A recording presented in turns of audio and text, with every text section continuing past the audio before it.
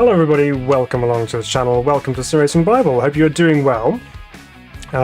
Super excited for this evening because we're going to be checking out the brand new Wtcr 2022 cars for RaceRoom Racing Experience, and along the way we're going to reveal my, I guess, favourite or top 10 TCR or touring car tracks for RaceRoom. So stay tuned, see if your favourite is on there as well. It may well be, but there will be some little extra ones thrown in there as well, I think, which you might not expect.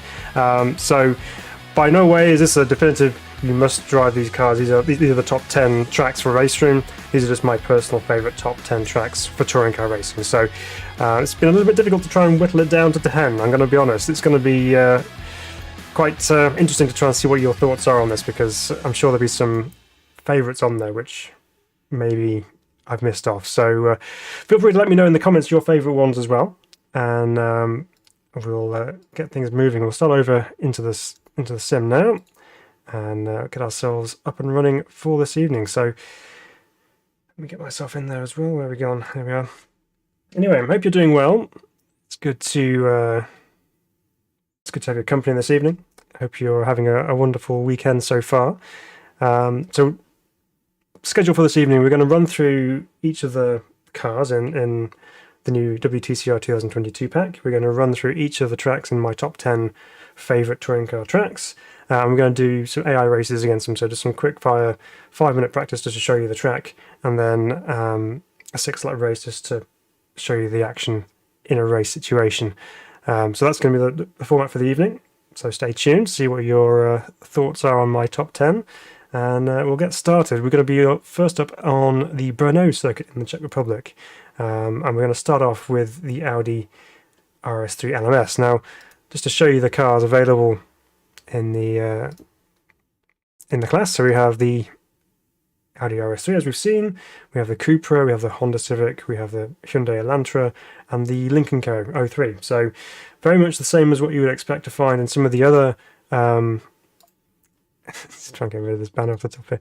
Go away. Okay. So very much the same as what you'd expect to find in the other TCR packs. There's no new cars thrown in for this year. So we have obviously the liveries available from 2022. So we have the Come To You Racing with the Come To You and the DHL offerings as well. So obviously Gilles Magnus, Nate Berton, Mehdi Benani and Tom Coronel. And then we have the Cupra for Rob Huff and Daniel Naj. And then we have the Honda Civic. We have 4 of those. We have Attila Tashi, we have Tiago Montero, Nesta Girolami and Esteban Guerrieri. At least there's a little bit of variation in the Civic liveries. We haven't just got 4 different types of all-inkle liveries. So we have the Liqui Moly one, which is quite smart actually. It looks quite nice. And then we have the Hyundai Elantra. Only 2 Hyundai Elantras actually. We have Norbert Mikelish and Mikael Askano, who has come over from the Cupra camp to Hyundai. And then Lincoln Co, by far away the strongest squad in TCR. We have Ted Björk, Santiago Rusha, Martin Guar, and Jan Elishay and Ivan Muller. And all looking very, very similar in colours, just different stripes and wing mirror details, I think, is the main things to call out from there. Obviously, there's the numbers as well. So that's the 2022 WTCR class. Okay, it might not be groundbreaking in terms of its new content. However, we know that the RaceRoom TCR cars are very good touring cars to drive, so they actually drive really nicely. So I'm sure the driving experience will be fantastic, but we'll work our way through them and see where we go. So yeah, Audi's up first as our first option for the evening. So let's jump into our first event at Brno, and we'll get the evening started. So welcome along, guys. So we've got Flat 6 Sim Racing. It says, yeah, welcome along, Flat 6 Sim Racing. Good to have you with us. Hey, Funky's with us. Sim Racer says, why does RaceRoom have such low player numbers on Steam? Only 350 players a day, according to the latest stats. I don't know, Sim Racer. I wish I could give you the definitive answer for that one, but I'm afraid I don't know. It's quite baffling. It's a shame, if anything, because it's a really great sim, and there's some really fabulous cars to drive and race online. So yeah, very, very strange. But hopefully that's not going to stay like that forever. We can get some more players online. So I'm going to do a quick 5-minute practice as mentioned, just to kind of show you the track, and then we'll get into some racing action Alright. Need to engage a gear, obviously, to get out of the pit lane. That's the first priority. So why Brno? Well, if anything, this particular circuit actually gives me a little bit of a throwback to the good old days of sim racing for me, with Race 07, and obviously before that GTR 2, GTR as well. And the Brno circuit was one of those circuits which was featured in those sims, and as such I've done a lot of WTCC racing around those particular tracks, and been reasonably successful through them as well. So it's got fond memories for me driving this track with touring cars, but it's not just that. The actual track layout itself seems to lend itself quite nicely to touring car racing. It's got some, you know, reasonably quick corners, some slower corners for overtaking purposes, and it's also got some good changes of direction as well, so you can try and extract the absolute maximum potential out of your car. And it's nice and wide as well, so it allows for plenty of cars going side by side, just to add to the excitement of touring car racing, as we know, which is very close racing anyway. So this is the slower kind of infield section of the circuit here, where it kind of doubles back on itself, and then we get hard on the power as we come down the hill, and then we'll end up working our way back up the hill with a couple of what are essentially 90 lefts and rights. But being uphill, you can attack them quite hard, and quite a fun bit of road to drive on. It's also very nice and green around here, lots of trees, so it's a nice looking circuit.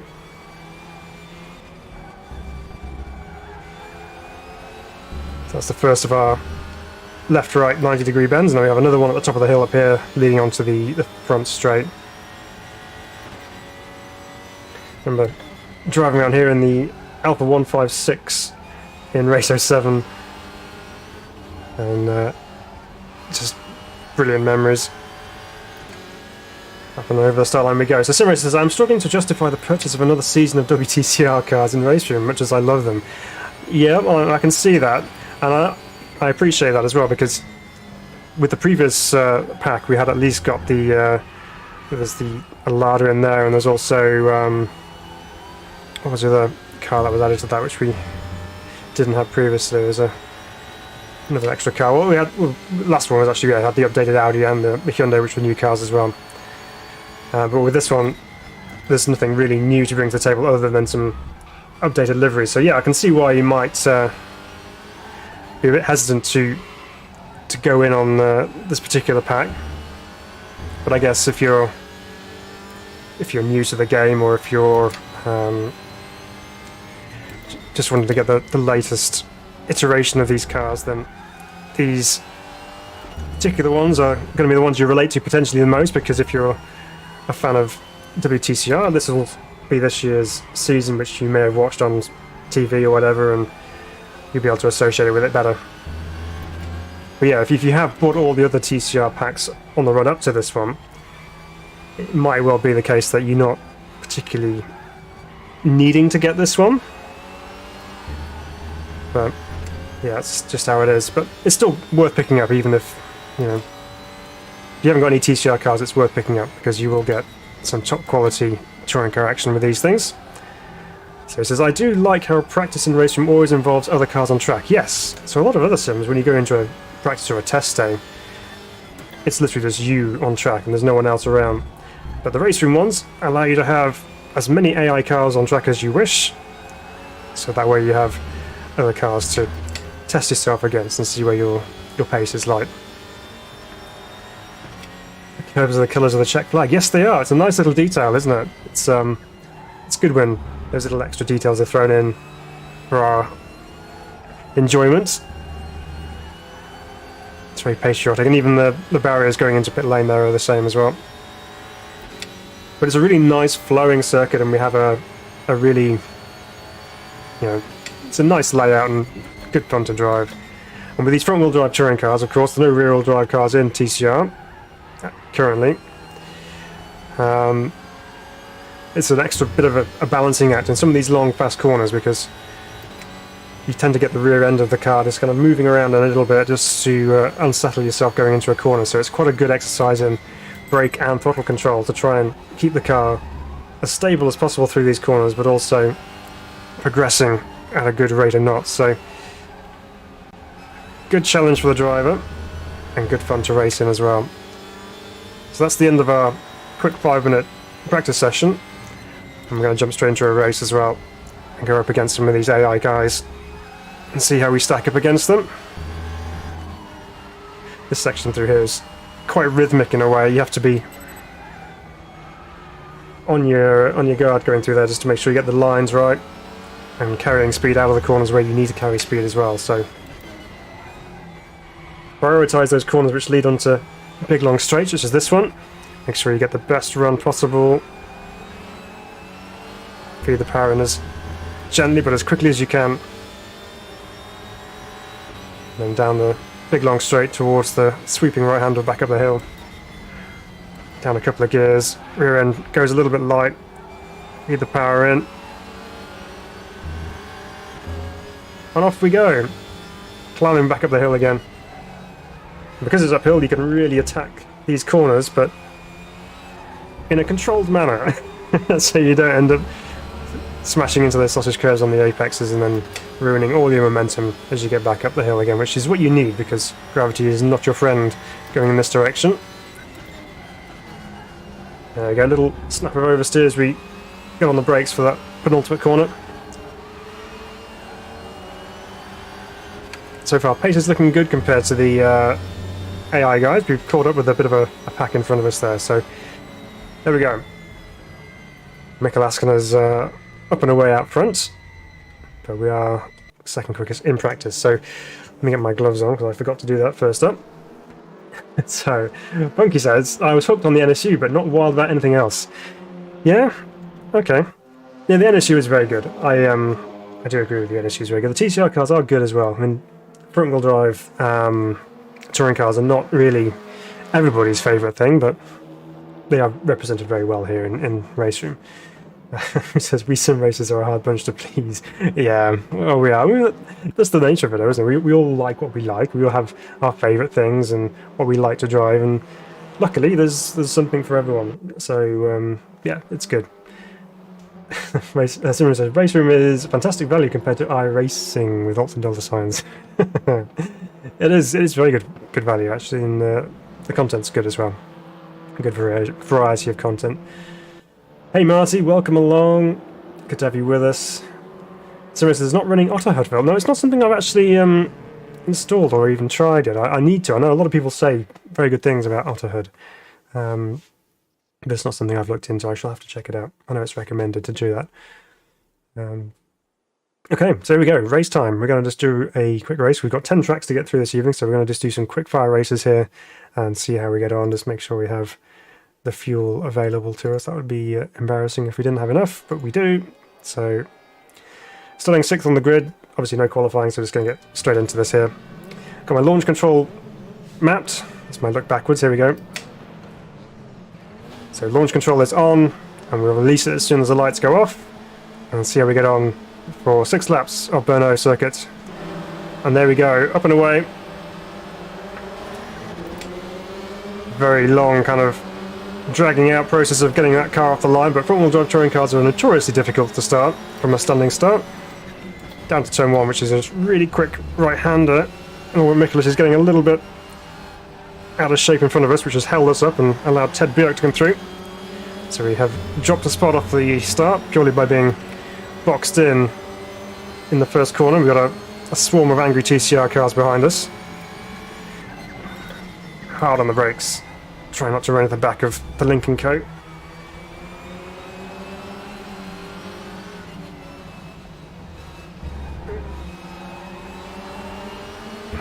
Well, Ted's on the move. It's got past Mikkelus now as well.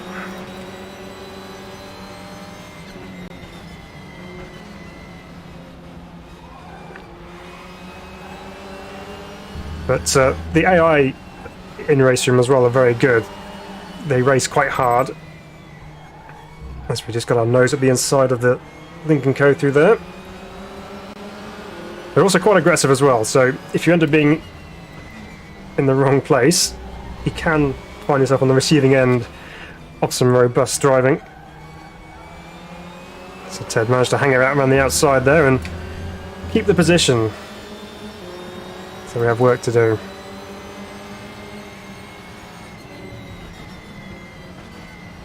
Down a couple of gears again.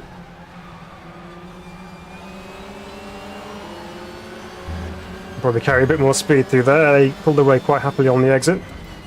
Some various lines going on into here. Ted's a bit wide. We're almost 3 wide ahead of us.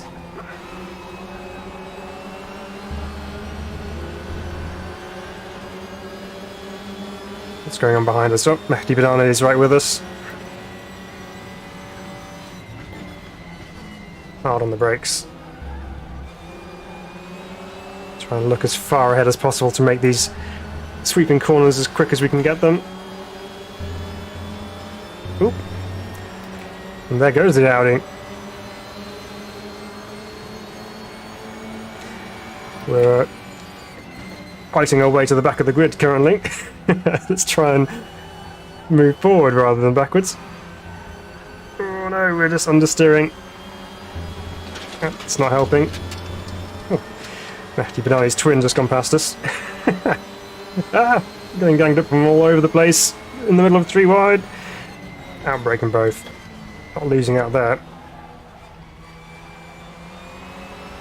Right, come on, Phil.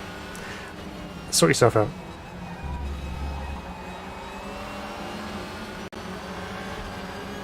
Doesn't help that I can't really see past my hands on the wheel there as well. I'm going to have to turn those off potentially because I normally run without the steering wheel, but for the sake of you guys watching along, it makes more sense to see what the hands are doing on screen as well as what I'm doing physically on my own wheel. But with the way they're positioned, they are right in the way. And I have to change the seating position potentially.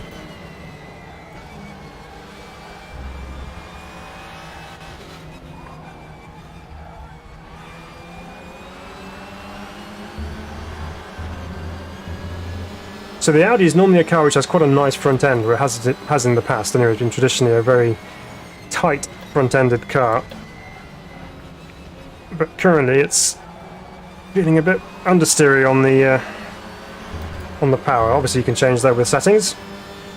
Oop, we've got company on the right. Crunch. Try and get the cut back and a good exit off there. Up alongside the Audi, but we're on the wrong side. There goes Mikael Askonen, another one. Crunch. Finding ourselves in the middle of another 3 wide situation. Not quite as clean that time. Speaking of which, getting beaten up here. Oh my word.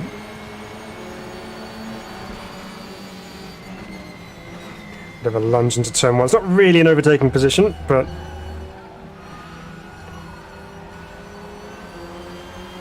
they're too quick through there. They're just gripping up and going, and I'm being left behind because I can't get the power down. Rob Puff's rounded us up now as well.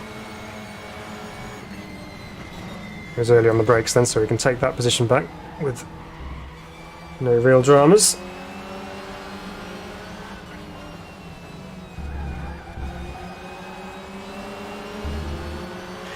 But the racing's good, and that's what we like, because, you know, touring car racing should be action-packed. It should be full of opportunities for overtaking, and Brno is certainly presenting that opportunity right now with cars literally everywhere. A nice clean run through there. This is a nice spot to overtake up the inside there sometimes, because you can just keep the power on around that right-hander and then just keep that momentum going and then just throw the nose at the inside.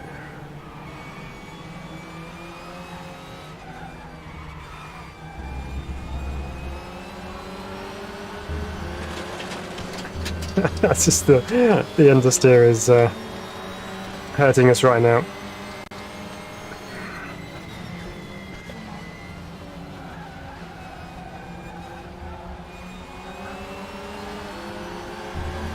Two Audis going to it.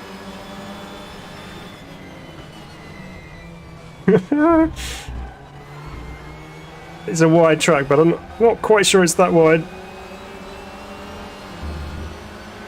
Oh, we've kept the we've kept the hordes behind us for a little while longer.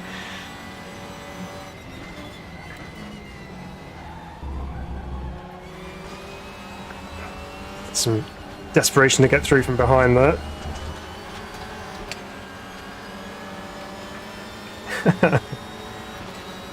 I blame the gloves. Even in Scotland, gloves are only worn in the depth of winter. Yeah, I'm not normally used to wearing gloves, but I'm getting more and more used to them.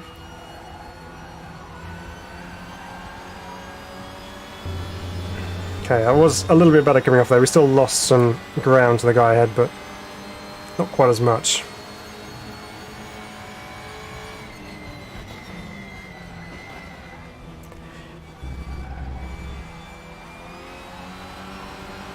Let's try and open this corner up and just really get the best run off it. Very defensive off the corner there from Nate Berthon.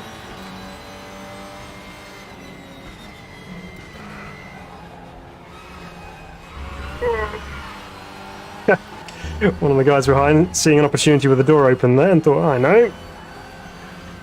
There we go, there's that move up the inside. Bit of panel rubbing. What? How did he get back through there? Okay, fine, I'm going to send it this way instead. Things are getting desperate, it's lap 4 of 6. How on earth did he cut back up the inside there and have that much pace on the exit? It's insane.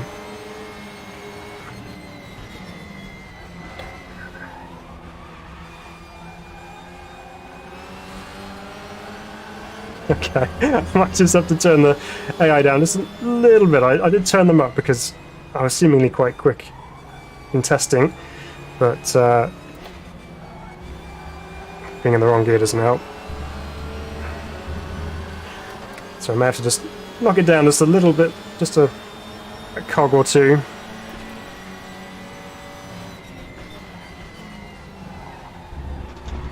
But we are having some good racing with them, that's all we can really ask for.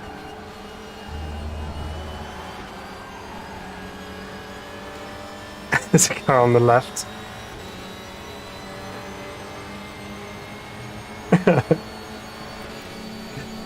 Ah!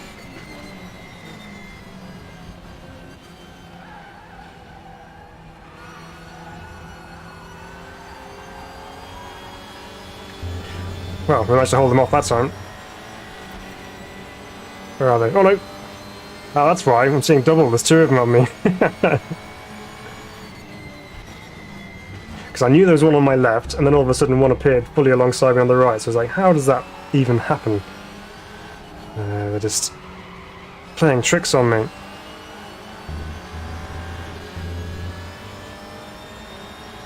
Right, let's try and see if we can get back on terms with these guys ahead of us. We seem to be a bit quicker through this middle section here. Obviously the thing with front wheel drive is you always need to have a little bit of throttle on through some of these corners just to try and drag the front end around, because that's where a majority of your cornering ability is going to come from in a front wheel drive terrain car. The rear is literally just being dragged around.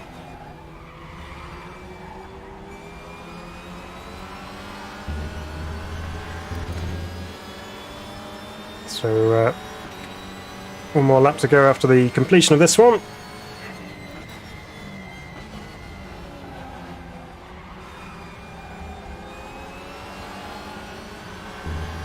We have pulled back some ground on the guy ahead. Let's try and sort out this uphill section because we've been a little bit slow.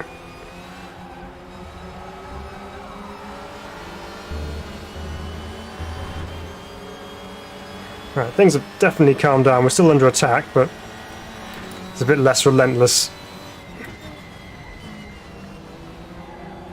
There's an interesting line into there. It was very inviting, but decided to back out of that.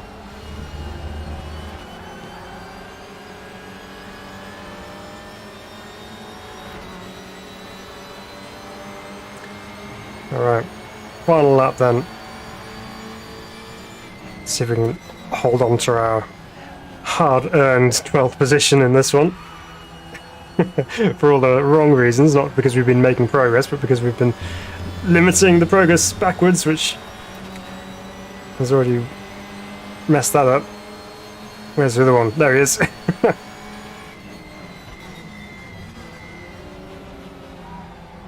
Just waiting for the... No? Oh, we managed to get through there without touching doors. AI taking a bit of a tight line out of the last corner there. Whoa. I was not gonna take that opportunity any less. That was door left completely wide open for us to dive into then, so had to go for that. Frank, welcome.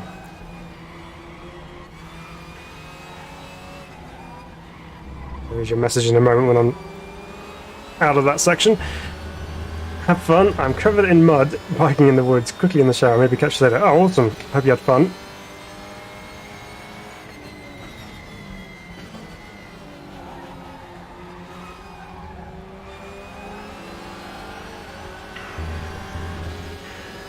Well, a couple of corners left to go, and we've managed to gain ourselves a position up into an 11th.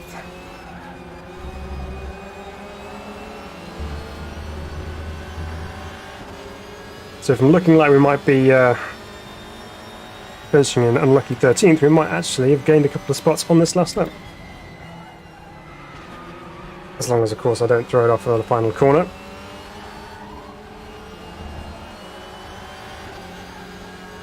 There we go. Looks like we may have survived. No, we haven't. 12th it is. Wow, brake tested over the line as well. Letting me know his thoughts after that race. But that was fun. I enjoyed that. That was a good race, even if we were comprehensively beaten up. That was good. So yeah, Audi's feeling quite understeery on traction, trying to get out of a corner. In its default form anyway.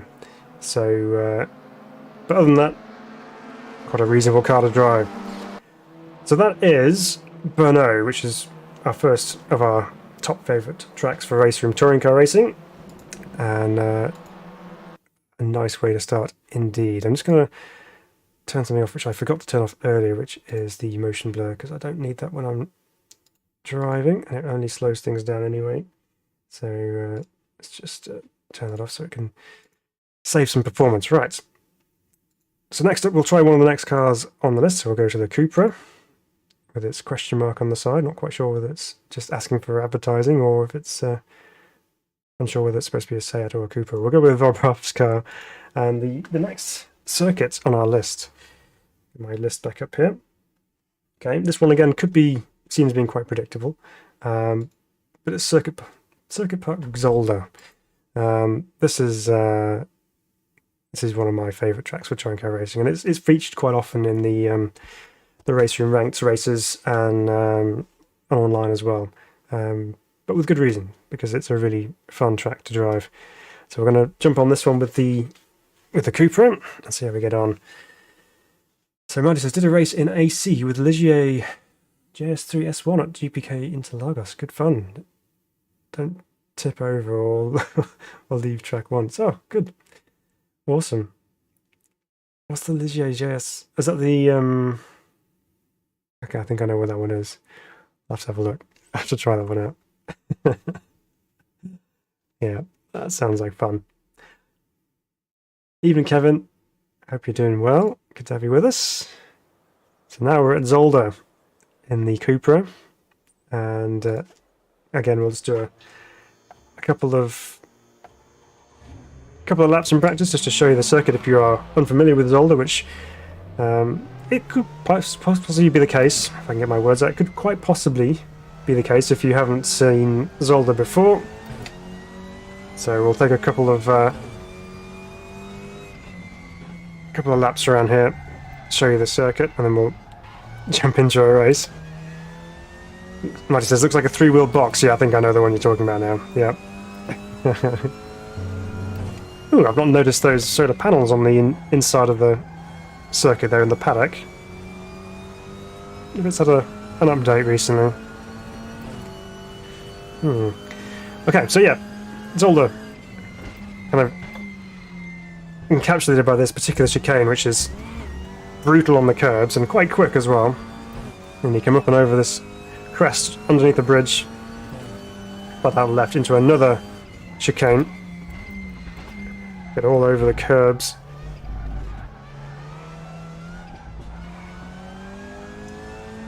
And then fire out the other side here again, another quick right-hander this time. And then up and over another little rise, where you come down to a heavy braking point for this hairpin down here. Through there we go. And then down another straight section, just that little kink left and right there. It's not really a corner, so you just take it flat out. And you're braking just about the 100 board for another tight chicane this time, which opens up out onto the start-finish line. So here we go.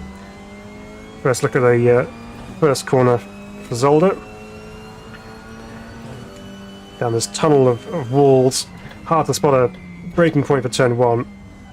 Then you thread it through there. It's quite a quick corner, turn 1. Bring it back over to the left. Brake in a straight line.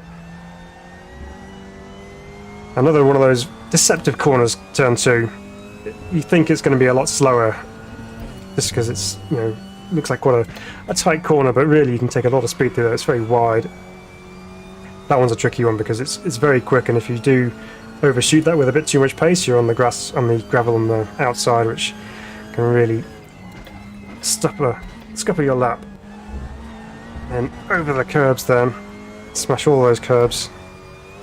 Luckily they build these TCR cars tough enough to be able to deal with that. And then braking as soon as that corner ends, thread it through the chicane. Normally chicanes are not my thing. I don't particularly enjoy tight chicanes very much. It's one of the reasons why Monza's not really one of my favourite circuits. But the chicanes here at Zolder I can actually deal with quite well because they at least have a little bit of character to them. They're not just a flat corner which goes left and right. There's some undulation to them, there's some curbs, and there's some character to them. So I can deal with the chicanes here at Zolder much better. Right on the case of this Audi in front of us here. Very slow through the final chicane.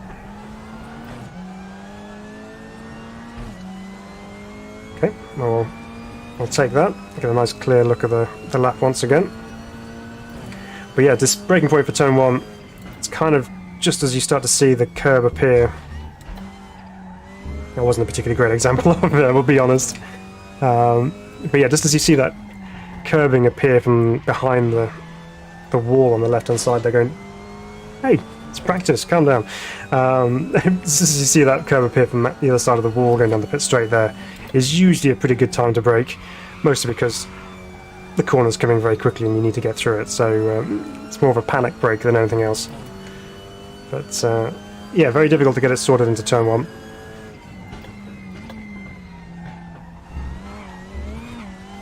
Just absolutely fly. You see images of cars going over there completely airborne with all 4 wheels off the ground.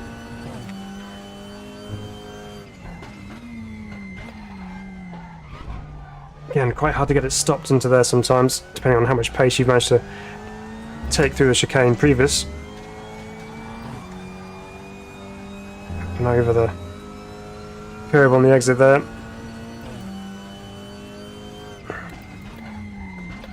So this particular circuit is a lot narrower than Brno in places.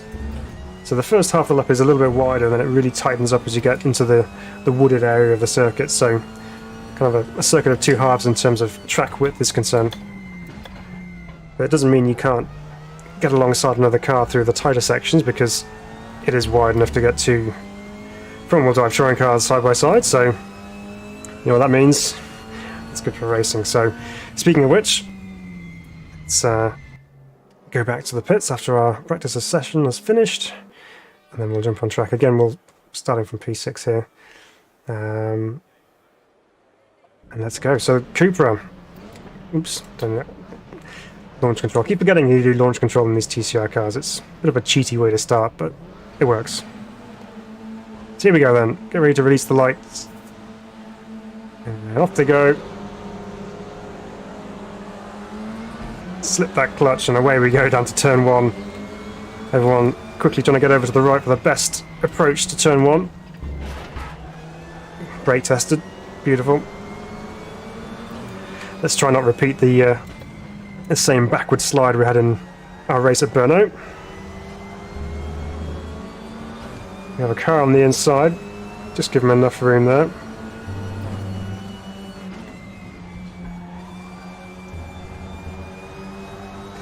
We are now clear, which is good. Right, so in P5, we made a spot off the start, which is nice. Let's see if we can go further forward. I think the AI are quite as brave through the chicane as we are, so we'll use that to our advantage, no problem. Ooh, there's grass on the outside, don't want to go on that.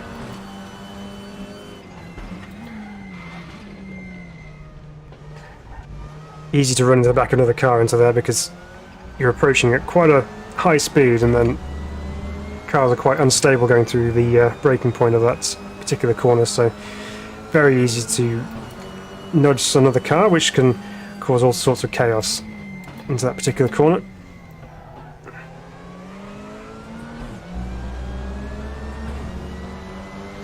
All kind of tripping over themselves up front here. See if we can get a nose at the inside into this final chicane. Just about. It's going to turn in on us anyway. Oh. Wow, they've really nerfed these AI in terms of how aggressive they're willing to be with the... Let's just feint the outside here and then down the inside. Give him a bit of a rub back for his trouble.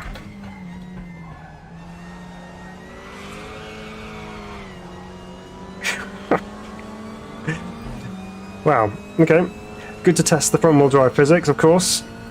So if you get in a situation where you end up getting turned around from the rear, you can just simply mash the throttle and it will bring the front end back in line for you, which is very handy. Especially when you have people like the Audi who has disappeared, thankfully, so he's given us some space. Girolami's just had a moment through the chicane there. We'll try and use the run up the outside.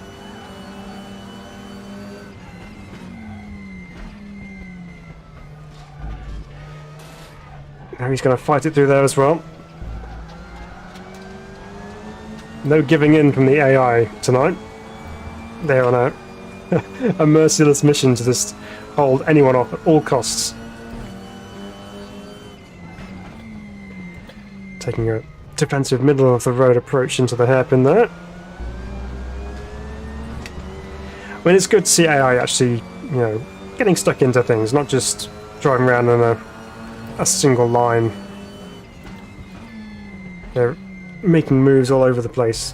Some of them are a little bit less predictable than you might imagine, but some of them are very true to how you would expect them to behave in real life. We've got a good run here, but we're on the outside. We're going to get fed into the wall.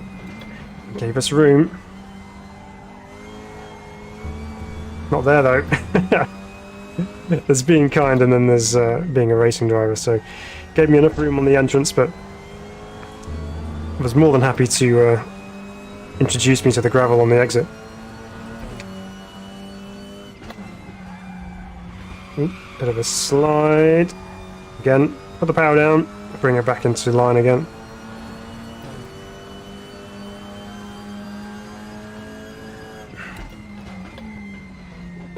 So unlike race 1 at Brno, all of a sudden we find ourselves in the lead of the race, going forwards.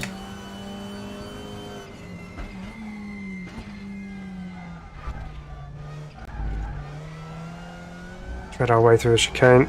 Some broken vehicle on the exit there, not quite sure what that's off, but yeah.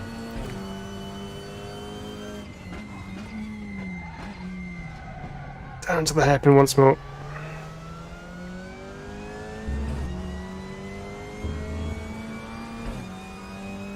to final chicane for the third time in the race. This time we have a clear view of it. Oh, funky. That's very kind of you.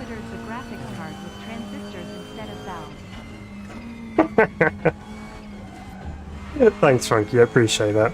It's very kind of you. Thanks for the £5. Really, very kind of you. Yes, it will go towards graphics card with transistors instead of valves.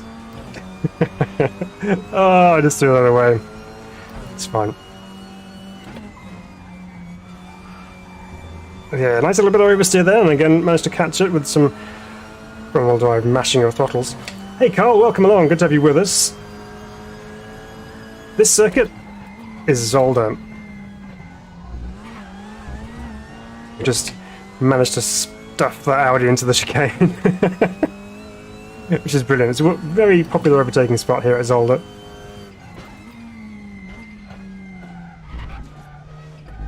See if we can hold on to our lead this time rather than throwing it away at turn 1.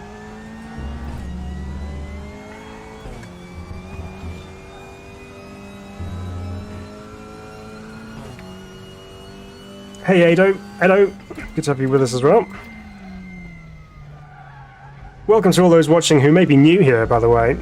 If you are new to the channel, it's great to see you. Thanks for joining us this evening and for joining in on our RaceRoom action as we check out our top 10 favourite touring car tracks in RaceRoom. If you are new here, I hope you enjoy your time with us. And if you are enjoying your time, please do consider hitting the subscribe button, and also the like button on the stream as well helps the stream get out there for more people to see. So, really appreciate that. It's a little bit better through turn 1. That's not great through turn 2. Rough with the smooth, huh? Welcome, Daniel. Come to watch distinctly average touring car driver try and drive touring cars at high speed. We managed to hold on to our lead despite our little moments.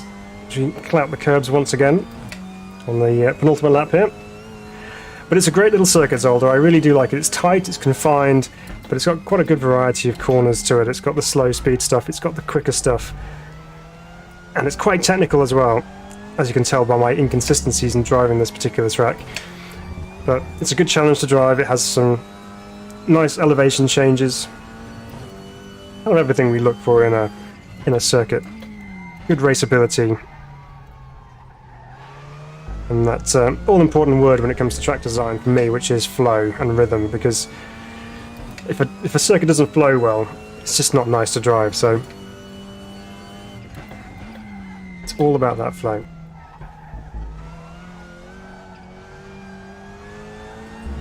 It's all about the Cupra then. This is the first time driving the Cupra for the 22 pack, and yeah, it feels not too bad. Obviously it's quite a short wheelbase car compared to the Audi as well, which usually means they're a little bit more twitchy and nervous. As you can see, we've had a couple of moments where we've gone into a corner and the rear end's decided, no, sorry, you're not having that, and come round on us, so you do have to be ready for that kind of handling dynamic with the Cupra. But if you're willing to be a little bit more on edge, such as into that fast right-hander there, I'm sure you'll be fine with it. There are longer wheelbase cars in the pack which you can use if you don't like the twitchy nature of the Cupra.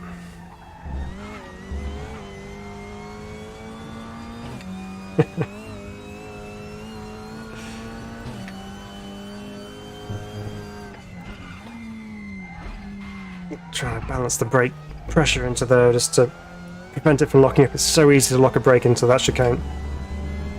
Because obviously you're meant to really do the majority of your braking in a straight line, but as you're coming around that left-hander, obviously you still have a little bit of lock on as you first apply the brakes, so that means that the car can be quite unsettled going into there. So any kind of additional load on those front tyres, because they're already doing a lot with the cornering, and then you're asking them to brake as well, if you have a little bit of steering input in there, it's just going to push that grip threshold over its limit, and you're not going to have anything available, so that's where you end up locking or just sliding across the surface and not getting the full benefit of that tyre grip. So you really have to be quite careful with your inputs with front-wheel drive cars, especially with braking as well. But you do need to brake into the corners to help get that nose in. But there we go. That's 6 laps of Zolder completed. The second of our favourite tracks for touring cars in RaceRoom Racing Experience. It's a really nice one, that one. Zolder's fun track to drive. Okay, let's move on to our third track of the evening. Consult my list. Okay.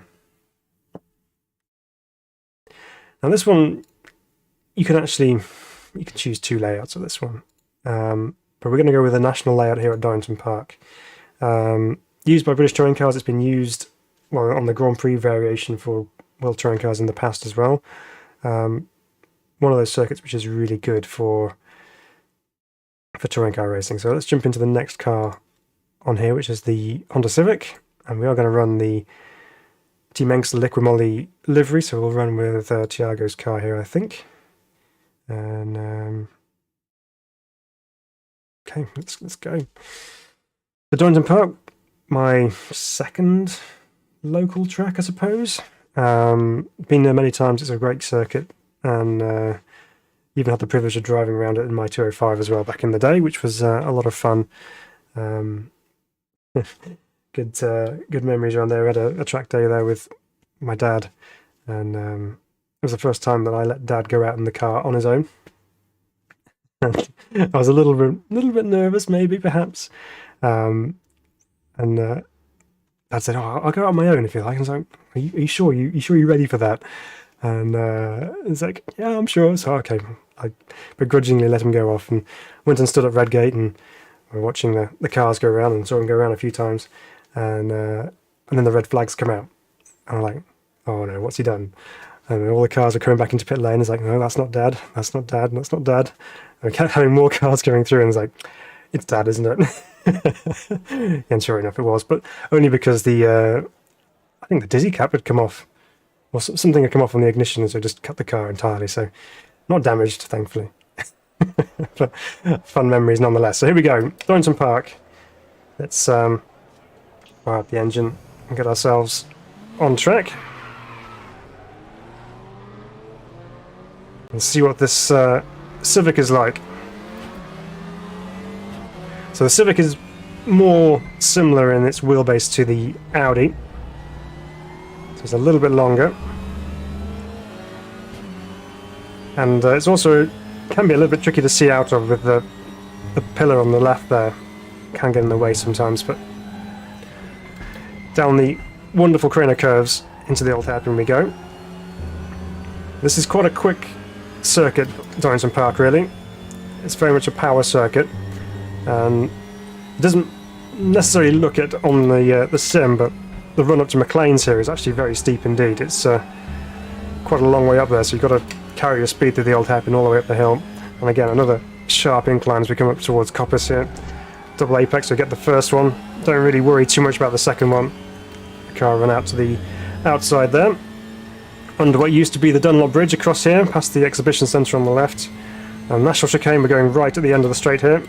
Hard on the brakes, get it turned in for the first part. And then through the left, up and over the rise on the exit. Reprofiled a while back. The chicane at the National Circuit used to go further up to the hospitality buildings on the end there and then drop off the hill. Into Redgate then, at full speed, a third gear corner. Use a little bit of a run off on the exit there, and then prepare yourself as you hold your breath coming through Hollywood and then down through the Craner curves. Usually flats out when you're up to speed. Again, another easy spot to lock the brakes into there. But what a sequence of corners that is. It's just so nice to drive through there. Again, it's just got that wonderful flow and rhythm that you get with circuits that work well. McLean's can be quite a tricky corner to get right. Maybe not quite so much as Coppice here. Get it turned in. And then nicely running down the back straight. So Frankie says, I think most cars run well around here. Great track. Yeah, I think they do. Down to the chicane once more. Easy to get track limits warnings through there, so you've got to be quite precise with your turn-in points. Gaining on Rob Huff in front of us here. Keep it over to the left as long as possible just to open up the run through Redgate. And now we're going to try and attempt to go through Craner Curves too wide, because that's obviously the dumb thing to do.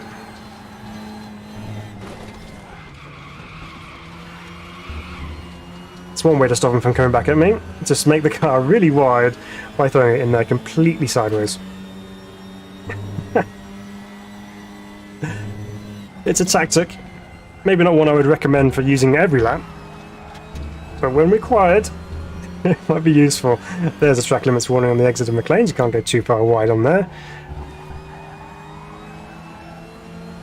It's an absolutely fantastic circuit. Right, I reckon let's just have a quick review of that little moment into the old hairpin, shall we? I was curious to see what that looked like from the outside. Right, just lining up a move on Rob. I wonder, did he back out before we got to the Craner Curves proper, or did he stay with it? I think he's probably going to keep his foot in. Yep. And then... see ya! Oh yeah, you can flash your lights at me all you like. It didn't look so sideways from the outside, but it was quite a big moment from inside the car, that's for sure. Right. So that's the circuit. Let's go back to the garage and move on to the race around here. So end that session. Starting in P6. So, Frankie says, probably the only British track I like better is Alton Classic. So without the chicanes, yeah, I agree. Alton Park is definitely my favourite British circuit, by a long way. Right, so here we go then. Race time in the... I was going to say the Audi, because I was surrounded by them, but in the... what am I driving? The Honda. Right. Ooh, quick change to green off the start. And we're away for 6 laps of Darlington Park National. On the outside, going to turn 1, which is usually the carbon fibre section. Let's try and survive ourselves through here. We'll take the off track for the moment. Race director can be a bit lenient on turn 1. We lost a spot to Ensure Magnus as well. Ooh. Drop a gear. Wait for them to sort themselves out through the old hairpin. And then try and pick up the pieces on the exit. We have to get out the throttle there because there was an Audi in the way. Again, we're going to be on the outside as we get to the McLean's. We're inside for that little kink, but fully expecting to have a car on the inside there, but we managed to get through. Right, where are we going to go here? There's cars all over the place. Ooh, can we get the cut back on the inside? No. Teammates going at it in front of us. I'm going to follow Tom, I think. He's got the run. Wow, he got on the brakes early. Wow, we've been absolutely nailed from behind that. All because Tom decided to brake really early there. Okay, we have work to do, which is fun. Got a wall of Lincoln codes to get through. So Frank says, Funky, I like Silverstone better. You're talking about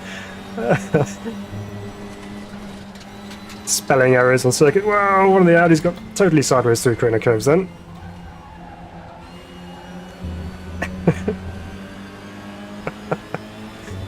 So Carl says, I have WTCR and WRs in 2019 and was wondering if it's actually better value to get the 21 pack rather than the 22.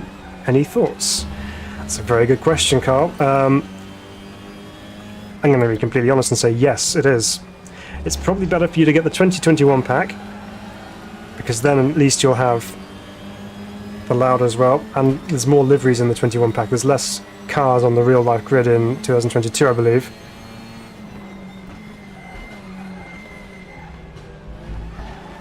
Okay, just gritting my teeth there, just waiting to return the favour to the Audi. We got through it.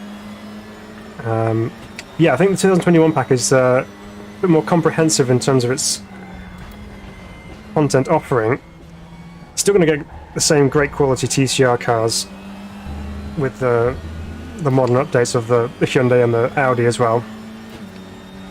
And yeah, I think that's probably the way.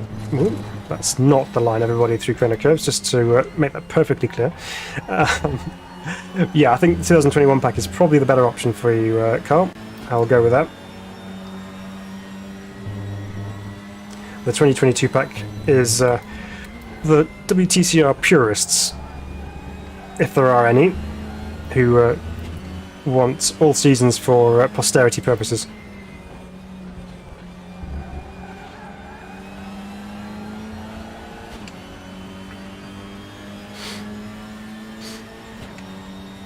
So Frank says at Carl, just to make sure I don't rear end this Audi again. Get through the chicane first, and I shall read out Frank's comments. So he says, I'm really liking the latest TCRs. I own those and the 2019 ones, so I can't really comment on the other seasons. I can warmly recommend the latest ones. Yeah, absolutely. They are very well done. They are pretty much the leading light in terms of front-wheel drive touring cars in sim racing at the moment. They do a really fantastic job. Dr. Frederick, welcome, Dr. Frederick. Good to have you with us. He says, Lada is a free car in the TC Cup class. Yes, so you do get that in there as well, yeah, which is very true. But as a pack, it's available in the 21 pack.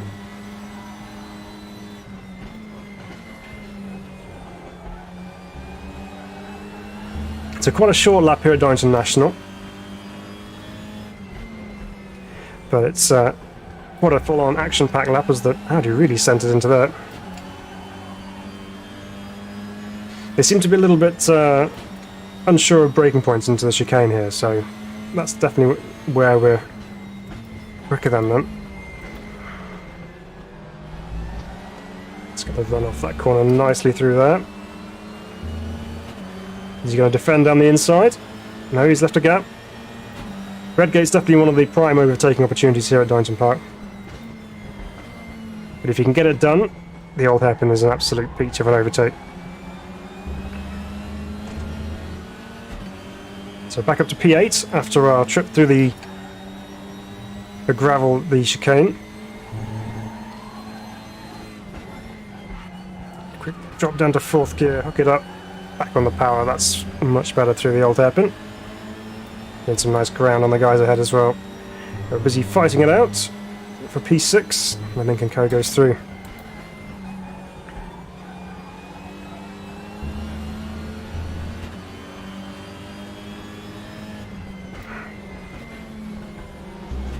I went down one too many gears into Coppice that time. Overslowed the car. So Dr. Frederick also says you could get the 2020 pack and get the Renault instead of the new Hyundai in 21.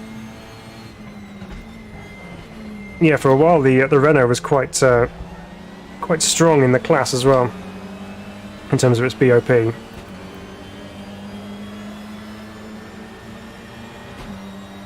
Tom's going to give us the room on the outside here, which is very gentlemanly of him.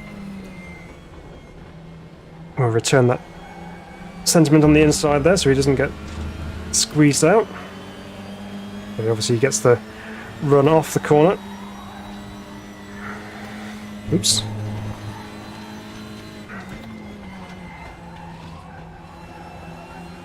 Unsettled us going through there, being tucked up behind the other car and then cutting across the grass on the inside of the corner curves there, and then completely ruining our rhythm for the old hairpin, so got the braking point completely wrong.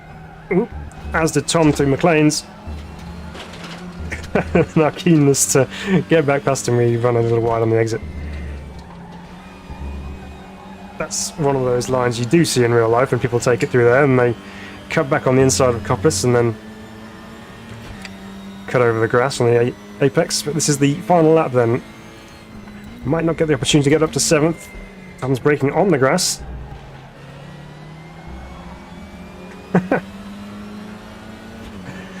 So the AI having a few issues around Darlington Park. But nevertheless, good fun racing. And it's just, yeah, you have to be a little bit more precise with your overtakes around Darlington Park, but it is possible, and it's usually produces really good fun racing. I mean, that went really quick, but that's because I was just enjoying that one so much. Okay, that's Darlington Park National. Great circuit. Finished P8 in the end there after our takedown earlier on in the race. Right, onwards and upwards we go. So we're going to change the car to the next one along, which is the Hyundai Elantra. And we'll go with Mikael Askona's car for this one. As for the circuits, next on our list is a circuit that's just recently been released for iRacing, which is Oschersleben. Now, there's a few different variations of Oschersleben, and I'm going to recommend the Motorcycle A course. There's a very good reason for that. If you're familiar with the Oschersleben circuit, they made some changes in, I believe, 2007 to the first corner, which actually, well, the first corner at Oschersleben was traditionally like a quick left into a big, long, looping right-hander. And then 2007 they put it into a bit more of a slower corner at the first corner at the end of the straight. So they've moved it further in, they put a tyre bundle in, it was basically coming to a complete stop, doubling back on yourself and then coming back around. And then that's completely ruined it. So this is the motorcycle course, which removes that horrible first corner. So it's back to how it would have been pre-2007. Now, I know a lot of people don't particularly like Oschersleben, but I do. I'm going to go through and explain that in a little bit as well. So we're in the Hyundai. Let's go out on track, turn some laps. So Dr. Frederick said the iRacing strat of releasing an OP car. Yes, first cars that get released are always better, and then get nerfed as you go along once everyone's bought it. So Dr. Frederick says top 2 worst tracks in your opinion. Oh, not a fan of Oschersleben. Okay, well let's drive through here, and I'll give you my thoughts on the circuit. Everyone's taking their time getting out of pit lane here. So this one again is on this list partly by a little bit of nostalgia. It's from the old Race 07 days, because you used to run this on that particular title. Tell you what, this Hyundai has an incredibly ugly steering wheel. You have this long triple apex left-hander running into a tight hairpin.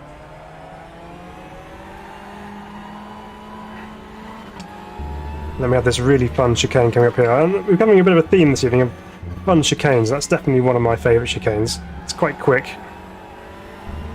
And then onto the back straight here. So Funky says, the reason I'm here is Toka 2 on the PS1. British touring cars in the 90s was epic. Yep, absolutely.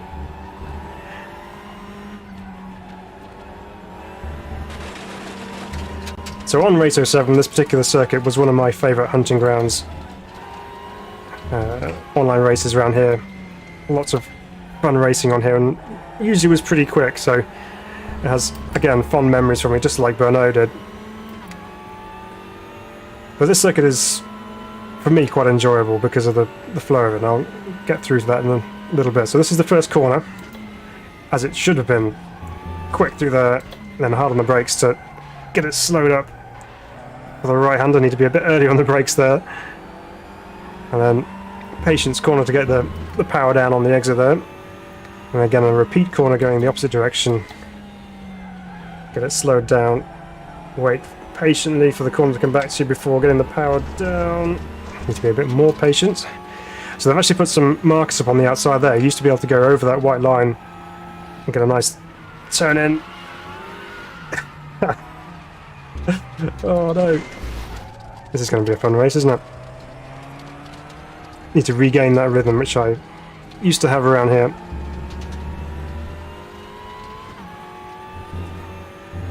Through the chicane.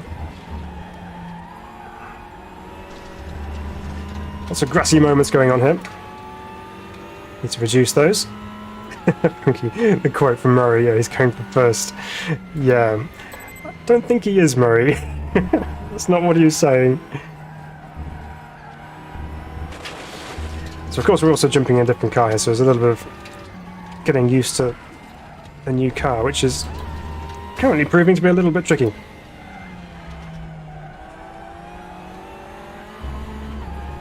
So the old Hyundai i30 used to be my favourite car in the old TCR packs. When I say old, in like 2020 and before. I must admit, the new Elantra, in its long wheelbase format, is not wowing me as much as the i30 did. It's going completely side by side through turn 1 and 2 with the Honda.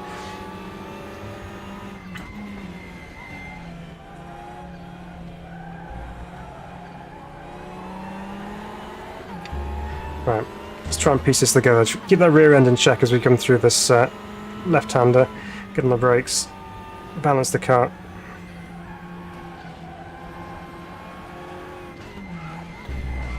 It's tricky getting on the brakes there because the corner comes up at you so quickly as well, so you've got to be prepared to carry as much speed through the triple apex left as you can, but also be prepared to get on the brakes nice and early.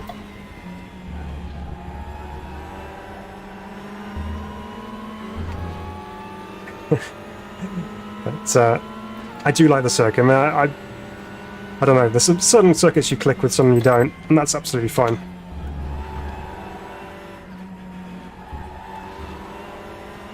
But I find this one races quite nicely. Once you've got your eye in, of course. Final corner is a good opportunity to get at the inside of someone as well.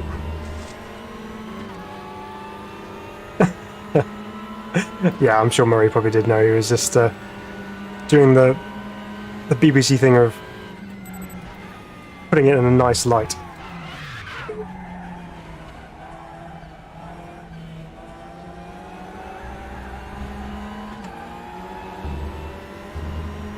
He was a pro. Down the inside into turn 3. Things are warmed up now, so we can have a bit of grip there. Right, now we have a clear run through the left-hander here. Just a little bit of left foot braking mid-corners to kind of try and neutralise the car handling ever so slightly.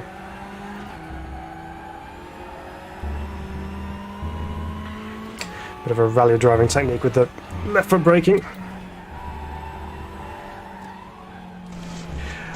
More rally driving on the exit, courtesy of the sausage curb. Right, let's get into the race here, shall we?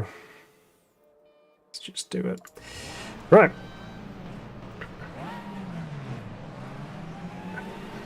Thinking goes all over the front of the grid for this one. Let's try and break that up with a bit of Hyundai action.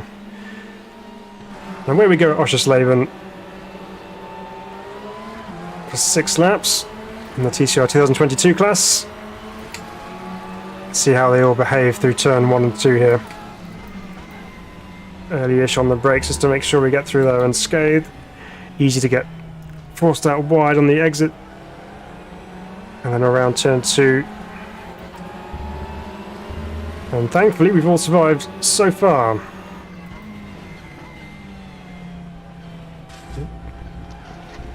Bit of panel rubbing into turn 3.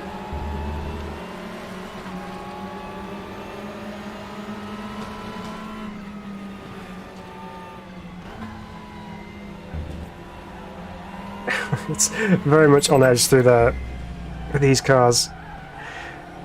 The rear is all light and kind of skipping across the surface, so it's very easy to just have too much oversteer going through there. Missed the side. Ooh, wow, that's an interesting line through the chicane. The race director's watching that.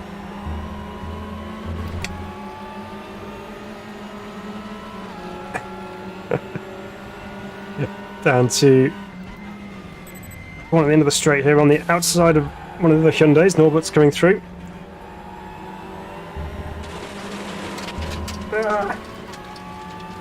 Now we're defensive on the inside at the penultimate corner.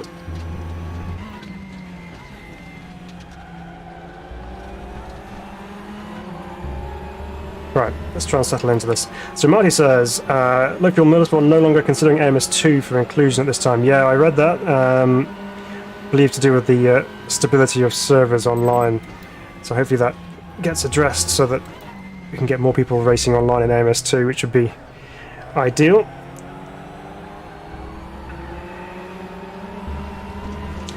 But as reported at the beginning of the stream, it looks like the same thing needs to happen for online servers in RaceRoom as well.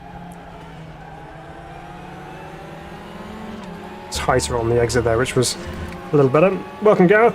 It says, has Mr. Coronel unfollowed you and followed you back again? I believe he has. Yes, I think we have made it. It's a done thing on Twitter. Which, if you haven't been followed and unfollowed by Tom Coronel, then do you really have a Twitter account?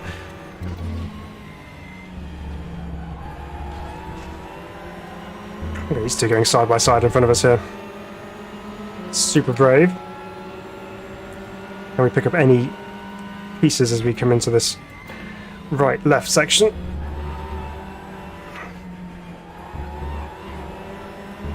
So this one a little bit slower than we had at Darlington Park, which was a very quick circuit in comparison. There's a little bit more stop-start, but that doesn't really interrupt the rhythm of the circuit too much. Once you kind of get your eye and your brain tuned into just how it's working, kind of get a bit of a rhythm going with your feet and your hands, and muscle memory starts kicking in, and you get yourself into a nice flow through the corners. It really starts to come alive. We got a nice run at the inside of the Lincoln Co that time, and introduce him to the curb on the exit, touring car style. Right, let's try and get back ahead of our Hyundai teammate here, if we can.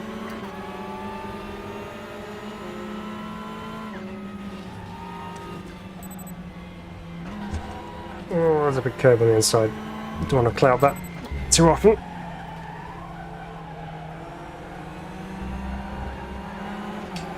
Yeah, I got good traction off that hairpin. Leaves us behind. Whoa! And the Lincoln Co seizing opportunity, thinking, oh, I'm going to go the insider into the chicane. Yeah. Well, that's us back behind him again. Let's see if we can do some reconciliation. In a nice way, obviously. Halfway through the race. Oh, hello, thanks for opening the door for us. Just keeps us put in.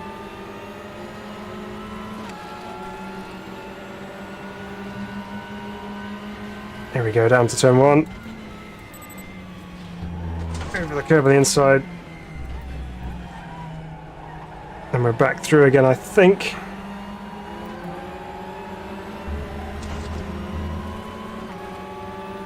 Oh, no, he's still there. Luckily we have the inside line this time. There we go. Place is ours again. We're still in 6th.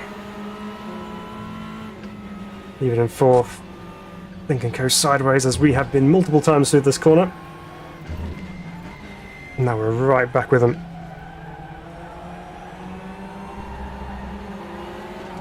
Hopefully we don't get a repeat this time going into the chicane. My soul is prepared. Nope, we're clear. It's quite a rough and tumble track, this one. They're constantly all over the curbs. Oh, we've got more company. All the Hondas coming up for a bit of a play. Esteban rounding us around the outside.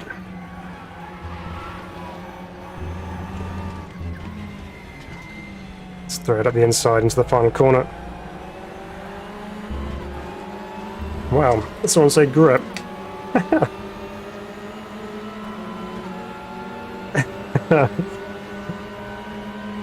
There's having fun in the chat. Yes, so you may have noticed, hopefully this is going to continue, but there have been no bot attacks this evening, possibly because we're just not popular enough, but also possibly because I've engaged Nightbot. So you may see some comments coming in from Nightbot. I have put some timers on, so you may see some comments appearing from there, but it also does filter out some spam, so fingers crossed we should be free of the unwelcome additions. I am talking about the bots, everyone else is welcome.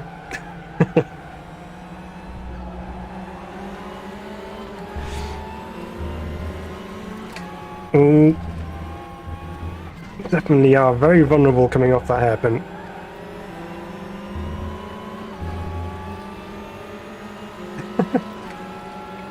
It's like watching an iRacing lobby, says Daniel. But iRacing is supposed to be the cleanest racing out there. We are now rushing to the back of the grid.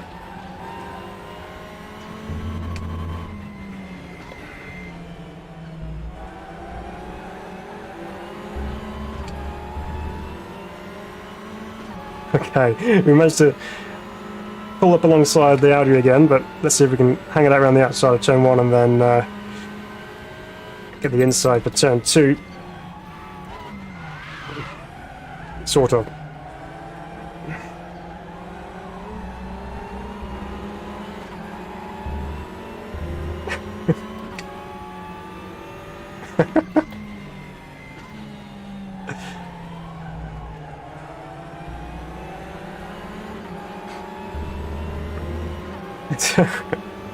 Oh, I'm sorry if I disappointed you guys. It's the highlight of your evening, waiting for those to come in. I can turn it off again.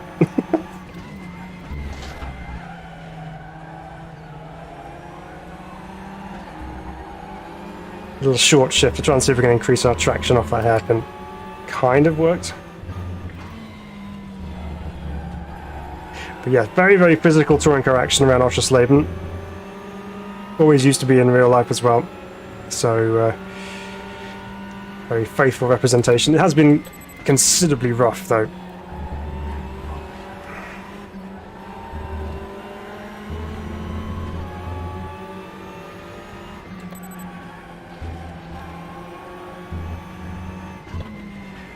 We're still going for it ahead here. This is the final lap, of course. I'm going to come across the line in P8 by the looks of things, so there we go. 8th it is, but that's Motorpark Oschersleben. The Motorcycle A course, if you're looking for the variant, that is my preferred variant of Oschersleben, without that silly first corner, which is really tight and just causes accidents, basically. Even more so than the rest of the circuit can. But it's good fun circuit. I do like Oschersleben.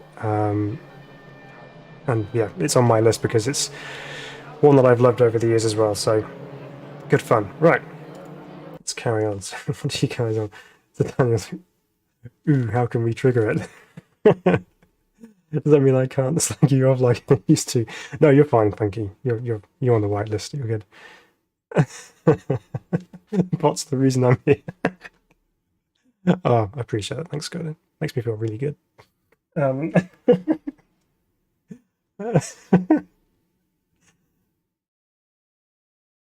Daniel's trying his best to trigger it. It's obviously not working yet.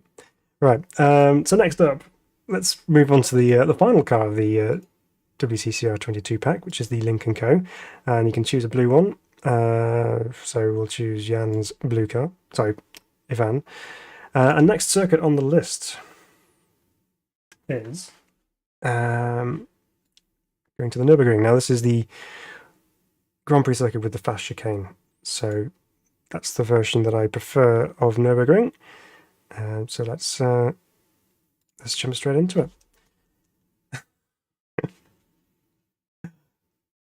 So Marty has picked up the last bits of DLC for PC2 before it went away, Project Cars 2. Yes, because they're taking it off sale because they've now run out of license time.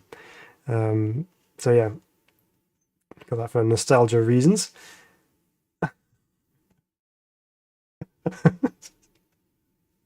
So yeah, does your new bot kick out subscribers who question your drivability? No, it's not that ruthless. I'm not that cruel.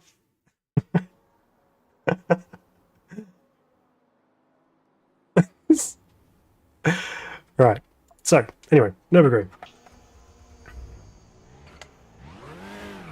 Most people will be familiar with the Nurburgring, so this is not going to be a surprise of how this track goes to most people. So we'll just do the quick one lap in practice here just to show you around. Someone's already knocked out the cone on the inside of turn 1. Excellent start. The Nurburgring is another nice flowing circuit, and in recent times the Wtcr cars have been going to the Nurburgring, but they've been using the full Nordschleife, which I don't feel is really correct for these types of cars. The Grand Prix circuit is perfectly fine as it is.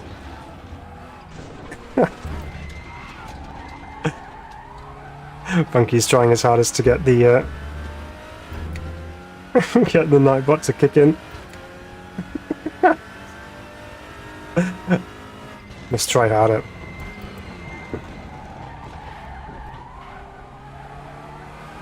Through the hairpin and up towards the Schumacher S.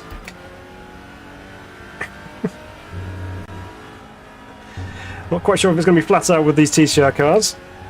Might be a little bit of a lift just for confidence purposes.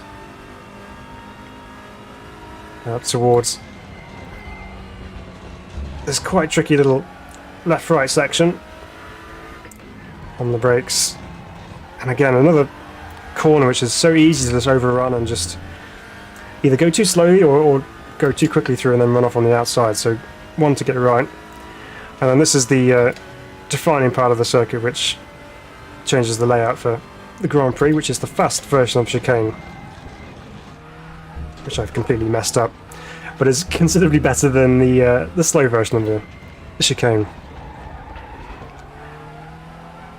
And into the final corner we go, and up and over the line, and that's the Nurburgring GP circuit, which I'm sure most are completely familiar with. So how does it fare when it comes to touring car racing?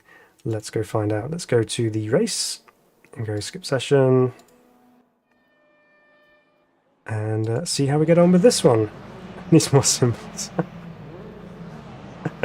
You guys are trying your absolute hardest here, and it's seemingly not working. Okay, I shall have to do some more investigation on that.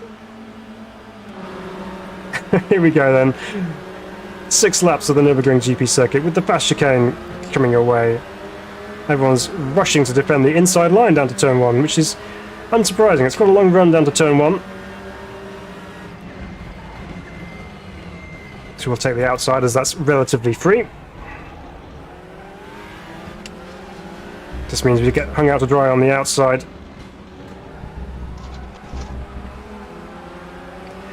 I think the symbol side of things is because it's repetitive, so it actually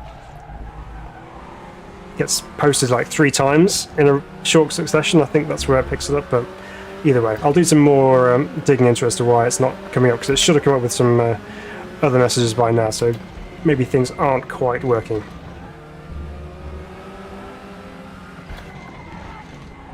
I'm very busy into the downhill braking point.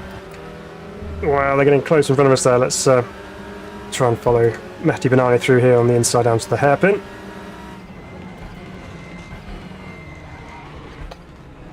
It's all over the curb on the inside, but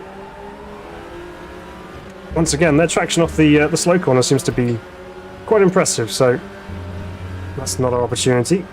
Hopefully we'll get some more around the rest of the lap.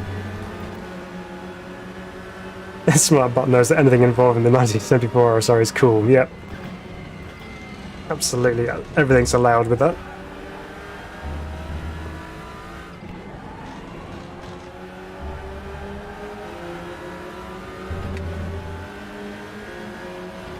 No hot chat, just cold drinks. Yep. Well, we've been dropped by the top 3.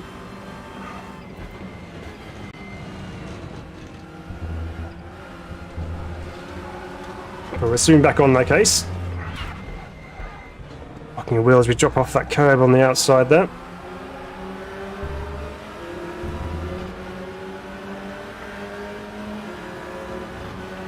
Okay, well, we're sitting in P4 after the end of the first lap, so that's not a bad start for our race in this one. Braking for turn 1, big stop, coming down to a really low speed as we drop off the inside of the corner there, and then swing it back over to the right to try and guide it through here. Track drops away from the exit, so you've got to be prepared for that. And this left-hander here is quite a tight one as well. You've got to keep it over to the left to open up the right-hander. Just like that, get a nice run off there. Ignore track limits, and just get a run on the Audi. On the wrong side of the track here though. So we'll pick our battles and we'll go again. Let's see if we can line them up for the cutback on the exit. This time we're on the inside into the hairpin. Let's see if we can keep the lace this time. Bit of a block pass, just trying to put our car in the right position there. The Hyundais are going right at it in front of us there. What's going to happen here? They're like locked together. Man, the Hyundais are teaming.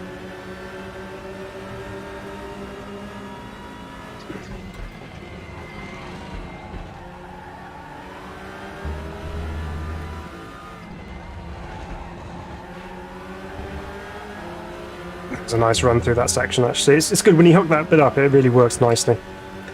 So Marty says, can't wait for Verizon to update the historical weather data so I can load up Daytona with weather from a few days back. Crazy wind experience, fun with hurricanes.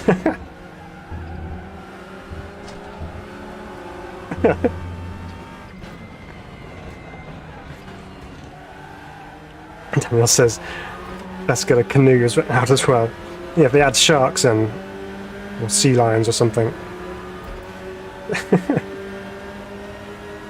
24-hour Daytona boat race.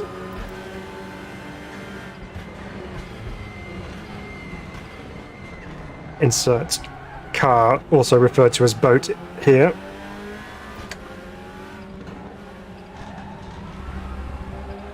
These guys are still side by side. We not sort it out yet. I'm going to have to come sort it out for you.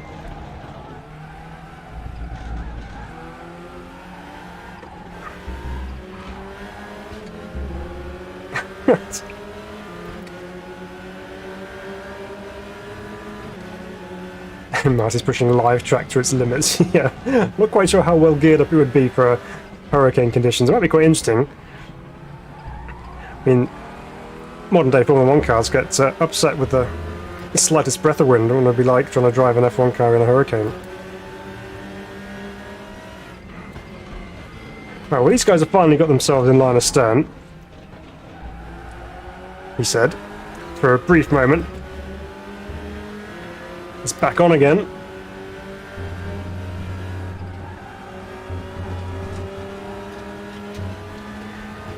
Well, I know it's only AI, but they are certainly proving that you can race side by side here at Nurburgring.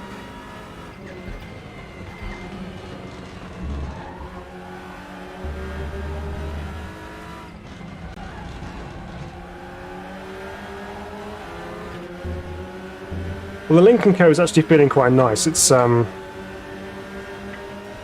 feeling very well sorted. There's no kind of nasty surprises in terms of oversteer or understeer. It's quite neutral. Again, obviously just on default setup, so not changed anything here to get this car to handle this way. It's just simply how it is out of the box. But very easy to jump in and drive this thing.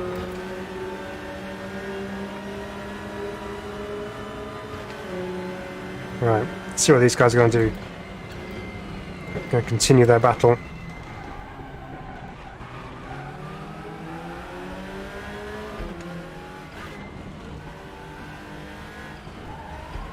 It's just inseparable. Same equipment, obviously, but doesn't mean they have to be glued together for the entirety of the lap.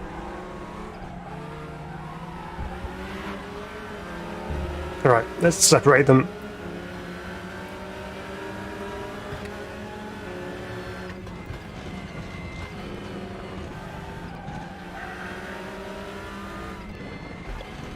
Love that move down the inside into the right-hander. That's one of those ones which just opens up nicely for you, so you can be right over the rear end of the car in front of you, and then they have to move left to take the corner, and all of a sudden you're presented with this beautiful gap to get your car into on the inside.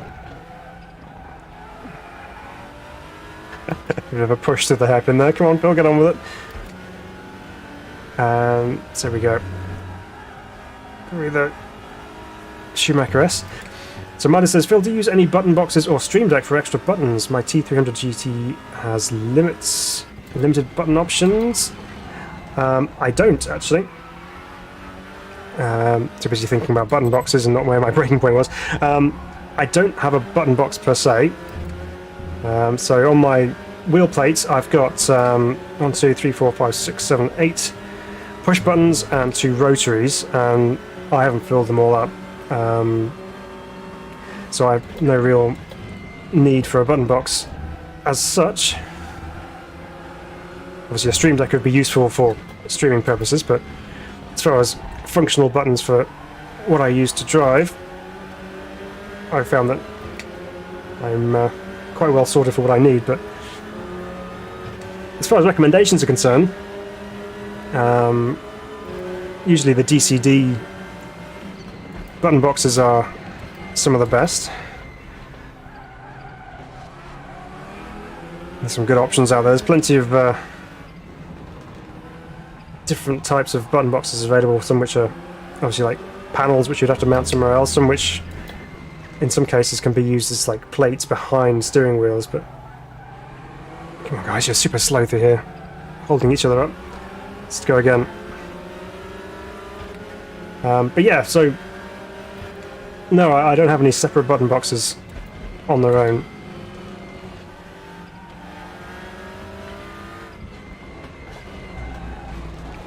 Repeat that move, but he's going to hold it around the outside.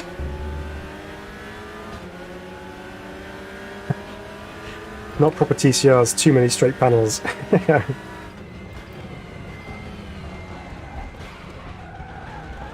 Just let the car wander up, but oh no. The other guy got me down the inside. Ganging up on me. I'm ruining their opportunity to go side by side for the cameras, and they're not happy about it, so...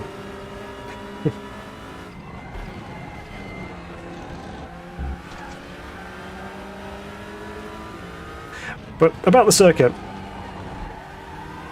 again, it's another one of those circuits where corners just come naturally towards you. They don't seem to be forced, they're not awkward, it's just... Hey! It's just one of those circuits where you just let the circuit come to you in a natural, flowing sort of way, and then you just enjoy threading your car through it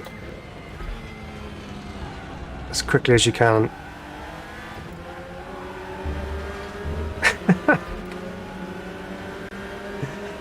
Some robust touring car action. This is the final lap then. Let's see if we can or where our finishing position is going to be in this top 3. It's going to be here somewhere. It's just what position it's going to be.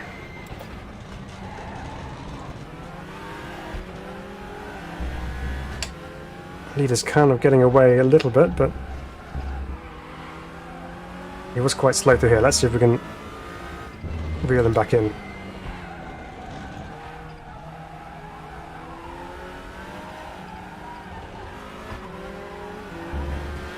There we go.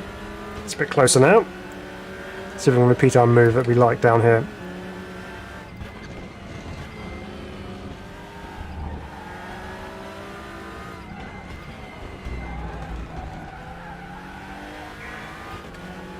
It's still hanging on the outside there. Nose just ahead.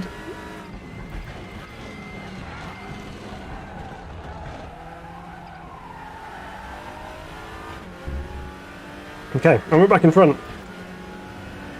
But for how long?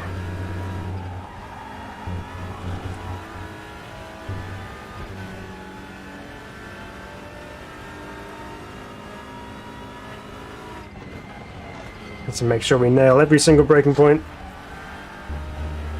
Keep the car on the circuit.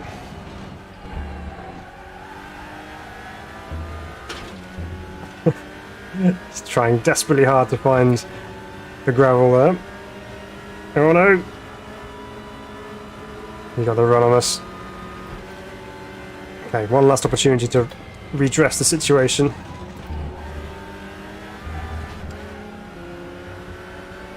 And it's going to be a massive lunge into the final corner. No, he's got the run as well. Ryan comes up quite quickly on the exit there, but we finished in second, so quite a tight race, that one, between the Hyundais and us. That was good. And again, excellent racing going on around the Nurburgring. You can race all over the circuit. There's opportunities to overtake everywhere, so yeah, definitely worthy of our list of top 10 tracks, the Nurburgring GP with the fast chicane. So that's all the all the cars, should I say, for the 22 pack. So we'll just revolve back around to the beginning. So we'll jump back in the Audi again. We'll take Tom's car this time. And next up is Brands GP. So it's just dispense with practice and go straight into the race this time. So the Brands GP circuits, not often used, well, not as often used as the Indy circuit, which is the shorter layout. And touring cars tend to race on the shorter Indy circuit, which, yeah, it can be quite fun for short, sharp action. But I think I prefer driving on the Grand Prix circuit. Just the layout is just more fun, and there's more opportunities to overtake, I think. Yeah, so the Grand Prix circuit, nice undulation, really fun circuit to drive. So, and we've done a TCR race around here on the channel before now as well. We've had the TCR Tuesday event, which was a community race back in the day. It's not that long ago, but it was good fun around here anyway. So, do a quick 6-lap race of Brands GP. So Marty says, Stream Deck saved me in a race where it started to rain hard midway through the try start. No idea the keybind for wipers, but thankfully I had it bound to the Stream Deck. Oh, okay. Yeah, that's the great thing about the Stream Deck, is you can put the icons on, you can know exactly what they are. Whereas mine are just coloured buttons, and I have to remember where I put stuff. But yeah, the Stream Deck, you can customise it. So someone sent Phil a postcard who has anything to hang on the wall. Well, as it happened, I was going to put that on there today, but I found it was quite distracting, so I took it off again. It's a poster from a US auto show at Alton Park just recently. But there will be some more posters coming. We have a poster, a couple of signed posters coming as well. My wife is currently in New Zealand, and fortunately enough was able to go to the first stage of the WRC, so she got a couple of signed posters, one from a certain Mr. Shane van Gisbergen, so that'll be going up on the wall for sure. Right, Brands GP then. Grid nicely spaced out, lots of space between the cars here. Well, that won't last long. Here we go then. Thumbs twitching on the button, waiting to release it. And eventually the lights went green. Missed the shift a second though. We have the inside line for Paddock Bend this time. And then consequently the inside line for Druids as well. Big overtaking point on the circuit into Druids. Occasional bump and runs happening there. Ooh, various crunches happening. Another one there. So here's where we would normally carry straight on with the Indy circuit, but with the Grand Prix, we're going to be looping off to the left, uphill here. Everyone keeping it in quite tight into there.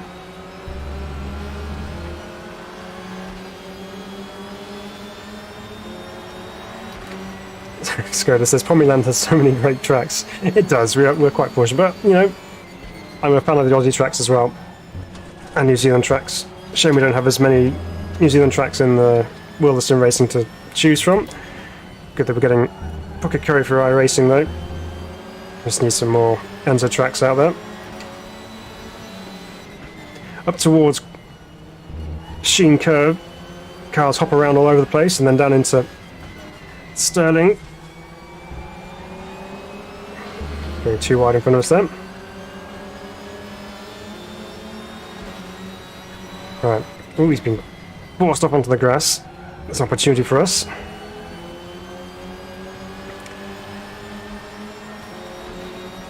So, Carl says, Brands GP F3 and AMS2 is my go-to good time. Oh, okay. Not tried F3 around Brands GP actually. On AMS2, I'll have to give it a go.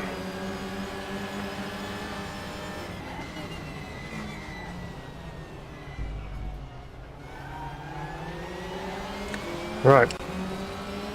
Got ourselves into P4 now. Lincoln Co is having a battle in front of us. Let's get past those guys as quick as we can.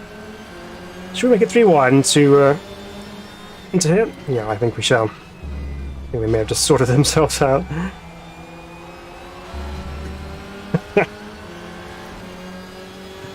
It's touring cars, it's rubbing as racing, it's all good. V8 racing to celebrate, yeah, I think so. Need to get the V8s out again. Don't tap the brakes midway through the corner, Santi, that's not going to be a good result for either of us. He's all over the place. Let's get past him in a hurry. Up the inside to Sheen Curve. Quite a tight entrance to the corner when you do that, but I got it stopped. Now it's that pesky Hyundai in front of us again. He hasn't got his teammate to go side by side and block the entire track with, so he's completely on his own here. Let's see if we can sneak up the inside here. Funky says, get stuck in, Phil, no excuse now with the gloves. Is that referring to my previous outing in the TCRs around here, which I made a bit of a hash of. Mostly because I couldn't see the slowdown timer. Ended up getting a drive-through penalty. My own mistake.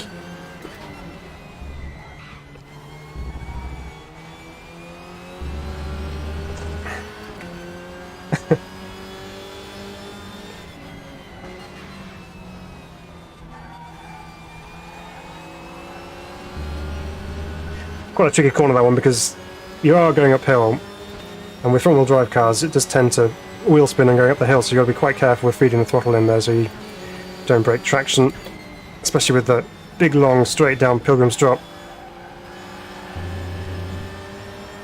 through Westfield.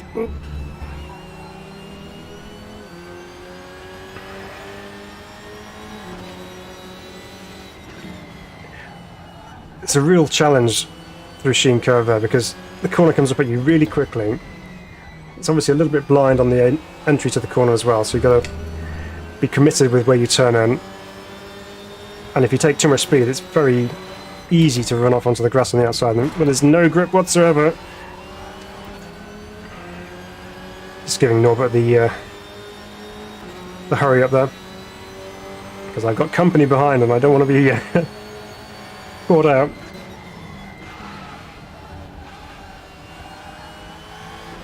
Panicle Bend is just one of those corners which is just insane. If you see it in real life, the drop is just incredible. And again, had the experience of going around this track in a car, and the compression at the bottom of the hill is just, it just sends your head funny.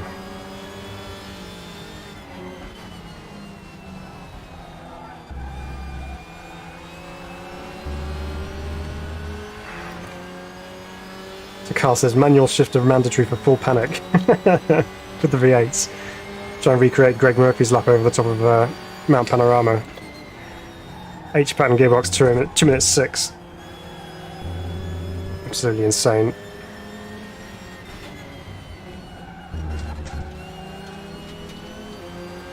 So Frank says, I love manual shifting even with the G29 gearbox.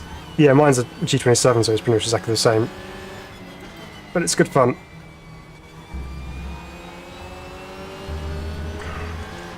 Yeah, 2011, that's right, guys. You and I down at Brands Hatch for the GT Academy finals for the UK. Good fun couple of days that was. So,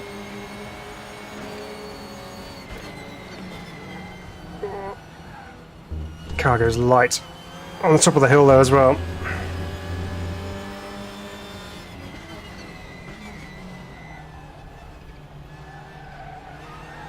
Got a face full of Hyundai at the moment. And a door full of Lincoln Co by the sounds of things. Let's help us get through. A little bit unorthodox, but yeah, we'll take it.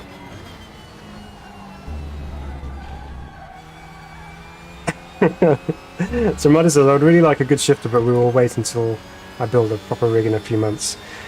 Yeah, I mean, H-pattern gearboxes are not common things in the world of sim racing. You have the Logitech options, of course, but other than that, you've got to either spend a huge amount of money for a Quaif, or well, Pro Sim, should I say, or there's the SHH Newt shifter, I think it's called, which looks quite a good option. But I believe it's been in the works for a long while, but I believe Hosingbelt are actually still working on an H-pattern shifter, which would be class winning, I think. Especially for price point versus quality. The other option, I think, is a Frex H-pattern shifter, which has been around for quite a while, and it's difficult to get hold of. They're not easy to buy, but they are available.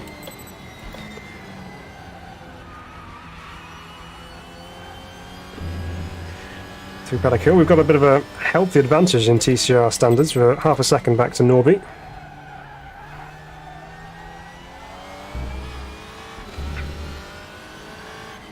Audi's definitely feeling quite understeery. Oh, that's okay. Shenanigans. Not rigged at all, no, of course not. There's a late downshift. Final lap then, anyway. So Carl says, when I sold my G29 to get a CSR lead, I kept the shifter and upgraded it with an aluminium knob and did a very simple mod involving a silicon ring to make it work as an up and down sequential. Ah, yes. And back in the day with the original G25, you could switch it between shifter, sequential and H-pattern mode, so it's a shame they don't keep that functionality. It obviously wasn't strong enough to deal with all the abuse that was thrown at it by sim racers, but it's a good feature to have. But that's cool that you got an option to do that.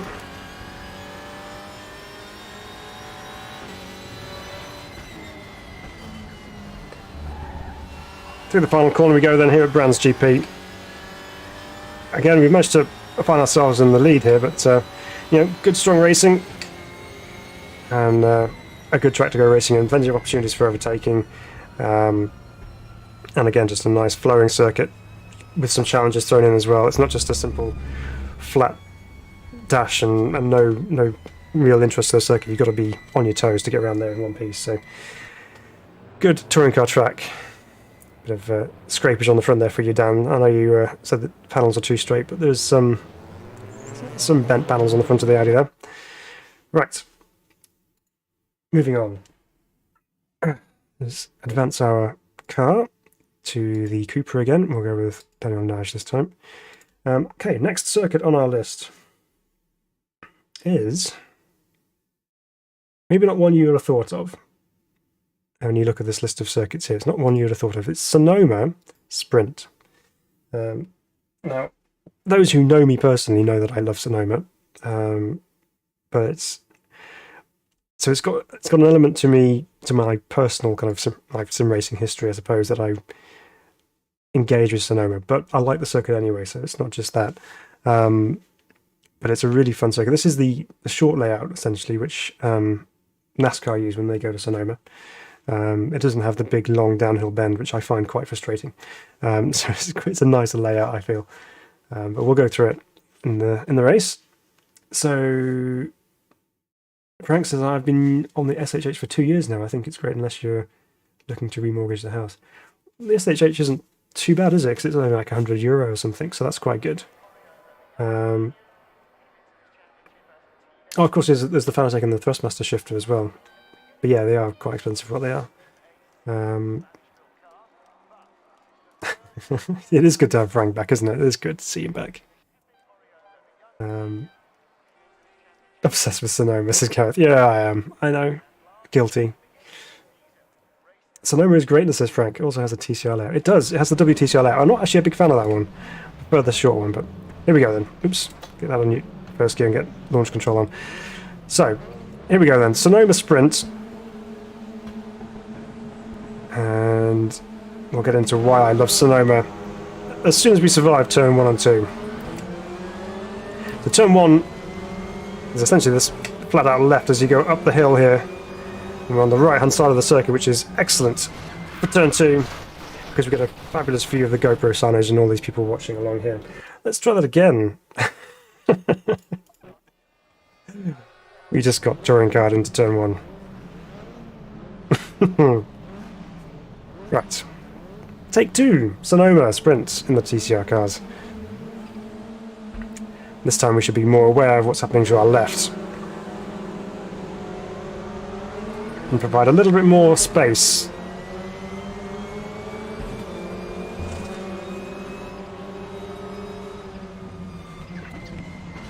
There we go. That's a bit better. Difficult first corner and second corner technically. Then we drop downhill before climbing back up over the top of the mountain again.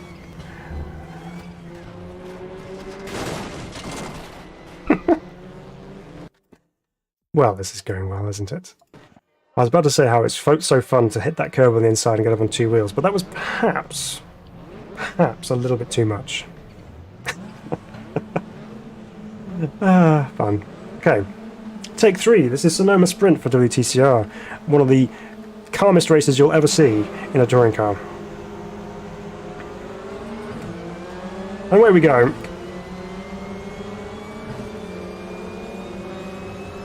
This time, avoid turn 1 and avoid rolling at turn 5. Okay, clean so far. Okay, flip the curb, but not too much. Okay, we survived. Granted, I think I was driving a car which was a little bit longer wheelbase last time. Might be why. The Cooper, as we know, is feisty at the best of times. But we survived, and we shall continue. Because we have work to do in trying to rein in these other guys ahead of us. So, despite its incredible action, why Sonoma? Well, again, I have personal history. I mentioned this earlier on. So, Sonoma is another one of those circuits which I have driven in person, in real life. Not to boast or flex or anything like that. It's not about that. But I think it's a wonderful circuit, and it really does have a great flow to it, and the elevation changes are just absolutely insane around here. But I love the way you have to thread it through some of these corners, which are really challenging.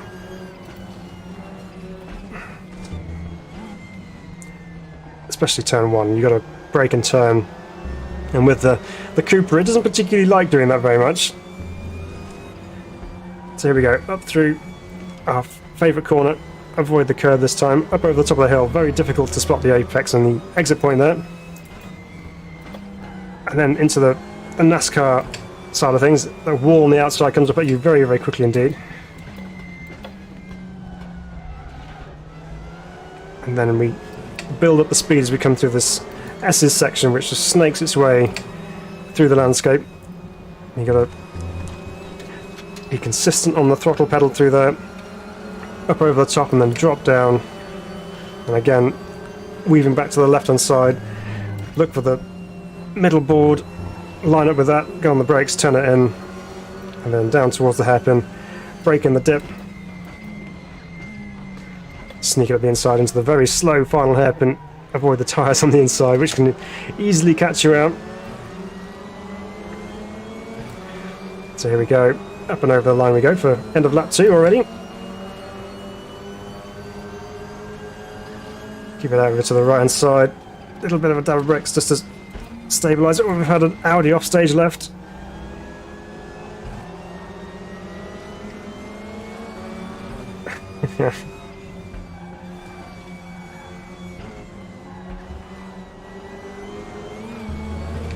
Okay, up over the top of the hill, cleanly again.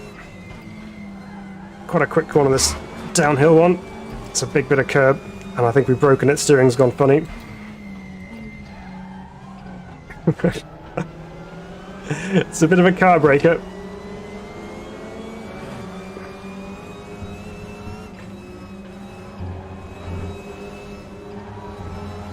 Just a bit of bent steering. Not going to harm us too much.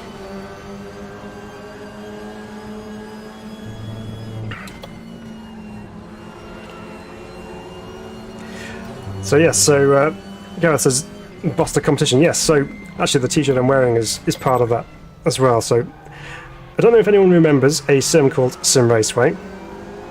But it was based on the ISI G-Motor 2 and had some odd kind of vehicle content purchase system, but it was a sim I was using back in the day, and they used to hold competitions on Sim Raceway. They actually have used to have a race school here at Sonoma, and one of the competitions was to set a hot lap around here in a Mitsubishi Evo 10, and the prize was a 2-day performance driving experience here at Sonoma Raceway, and I managed to end up winning that hot lap competition and having a all expense paid trip over to the States to have a play with some Mitsubishi Evos, which was fun. But I just love this section. It just gets quicker and quicker and you just thread your way through. It's just so fun.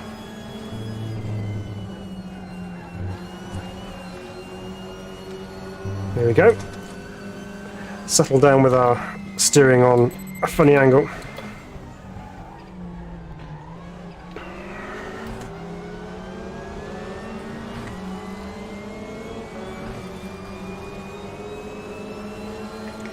Okay, we're on to lap 5, penultimate lap.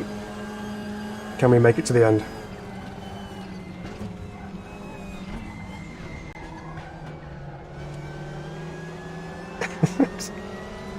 It'll be second gear for turn 1.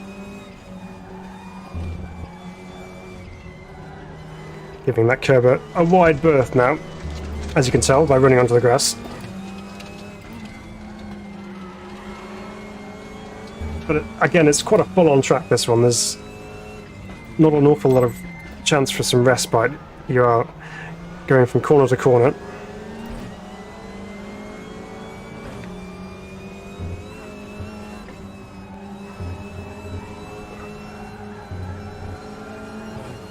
Trick through those S's is just to make sure you don't unsettle the car. Don't do anything rash or sudden, because the car is very heavily loaded up through there as you go through at quite high speed.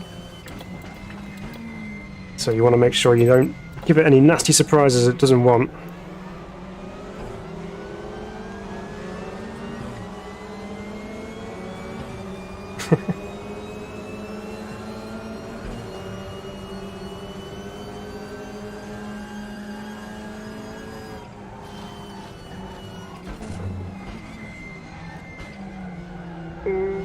That's too deep. Yep, deserve to lose that spot on the final lap as well.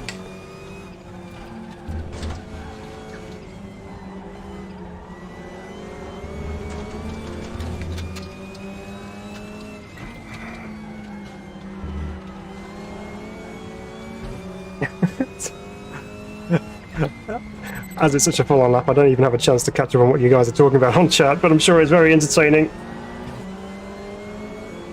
So I might have said in a few weeks, when I spin up my dedicated AMS2 server, I'm considering also running Daddy Wreckfest server for contest for fun. Okay, that could be fun.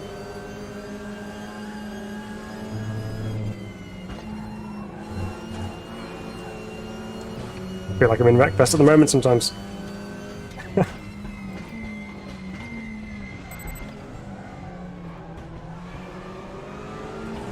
Right, coming up towards the end of the race here, we've managed to survive it with our steering wheel up on a funny angle.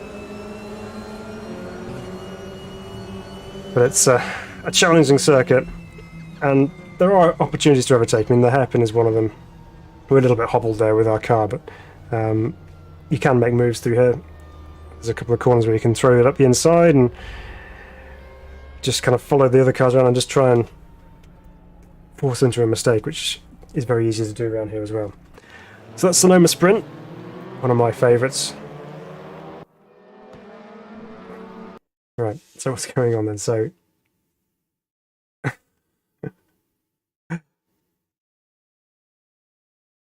after getting practice in and Wreckfest, ready for jumping on this too. It's where he learns his driving standards.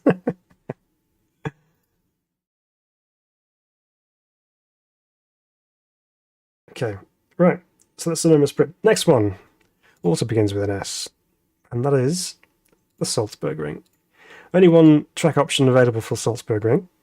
We jump in the Honda this time, and we will go for a all-in-call livery. We'll go with Esteban's car, and off to the Saltsburg Ring we go. So just a single circuit layout for this one, and it's quite an interesting track because you have a lot of flat-out sections, but then you have broken up with a couple of chicanes and some really nice balances of corners. So good fun to race around here.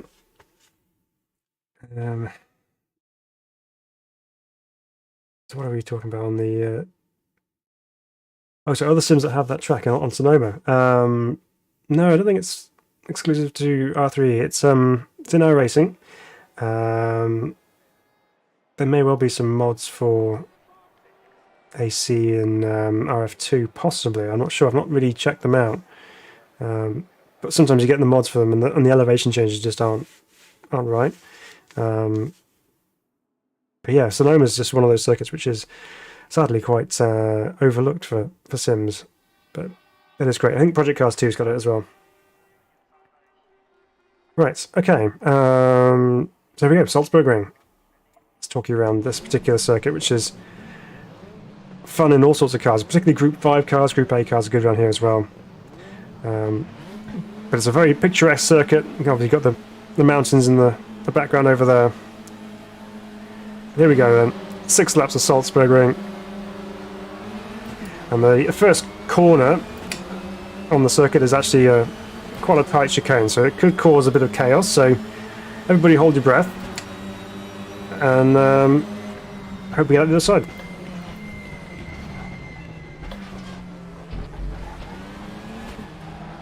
Well, we're through. Not quite sure about everyone else, but we've made it through. So once you're through the chicane, this is where you come into the really long, sweeping right-hander, which is banked. So it helps with getting the car through there, and then it releases you out onto the longest section of the circuit. Big, long, not really a straight as such, it's got some curves to it, but they're just taken completely flat out. So we're losing ground on the leaders there. Then we have this really fast right-hander, which you can take sideways should you wish, and get away with it. And then you hold on the brakes for another banked corner, if you can get it turned in, which we just about managed to do. Then we're into some more conventional corners. This is a left, right, left flick, which gets progressively quicker as you go, unless of course you're getting nerfed by a Hyundai. Those things are just trouble. And that's the lap of the Saltsburg Ring. This was has been one of my favourites in racing for quite a while.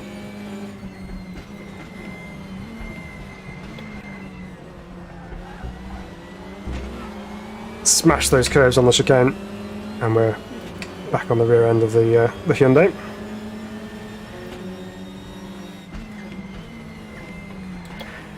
You could be quite careful with trying to overtake into that corner, because if you go in too tight you will compromise your run on the exit, so you end up not carrying the speed down the back stretch here.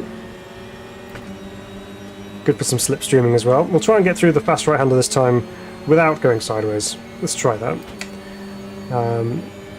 Yeah, Carl's, there's Project Carl, that's where he drove it before, yeah. That's where it's from as well. So, NSU, for me, pretty please. Alright, double brakes. Balance the car, it's a little bit more in control, just about.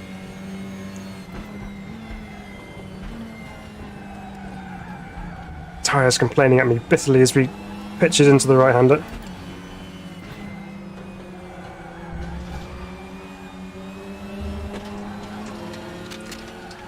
AI seems to be pretty strong around here by the looks of things.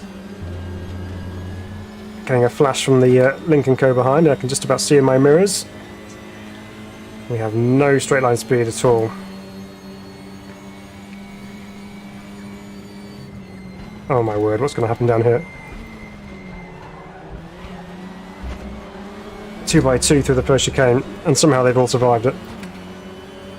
Remember hard tyres in the old Tourenco race we did? Yeah, that was a big L. Definitely not the W for that one.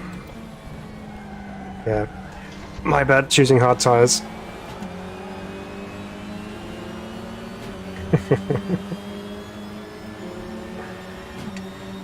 So there's Sonoma instead of Corsa. Okay, I'll have to check it out and see what it's like.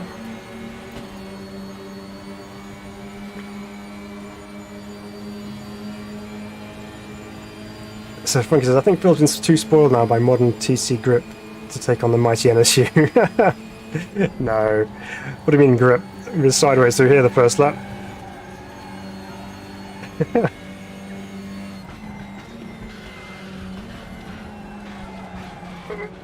Bit of push. Well, what we'll do, Funky, is we'll go through the remainder of our TCR tracks. Wow, the Hyundai got a big moment there. We'll do the last two tracks. I think there's two remaining, and then we might take the NSU out for a blast on one of the almost in the top 10 list of tracks.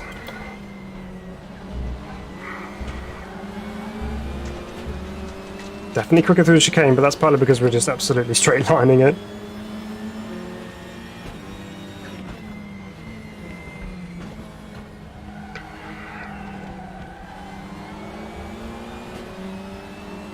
So, a bit of fluctuation between the AI's ability between these tracks this evening. We've had some where we've been considerably quicker than them, and some where they've had the upper hand as well, so a little bit on the back foot with this one, but it is a fun circuit for racing on. Let's try and close the gap as we come into here again.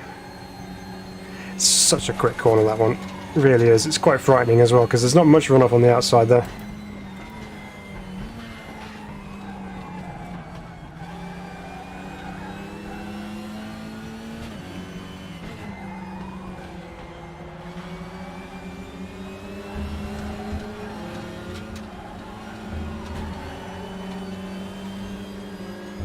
And we'll survive through that.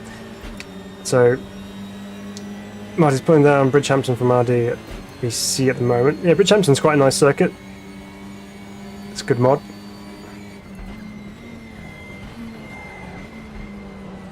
Oh, they've held themselves up through there.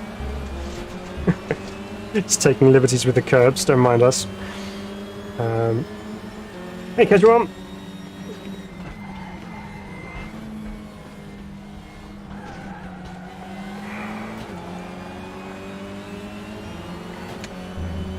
So, a new version of Pure with AC... for AC with custom shader pack just released. Oh, okay. Not used Pure, actually. Only used Soul so far. You have a question, Kedra? Okay, absolutely. Ask away. I'll come back to Frank in a moment. So, Kedra asks, what do you guys think of modern game sense of speed. It very much depends on your field of vision. So if you have your FOV set quite low, it'll affect your sense of speed, whereas if you have it set quite high, it'll make it look like you're going warp speed everywhere. So it very much depends on what your FOV setting is on, but I think if you've got it set up right for your monitor situation, your distance away from you and the width of the monitors, etc., I think it's yeah, not too bad. I mean, I don't feel like I'm not getting the sense of speed that I feel these cars should be providing.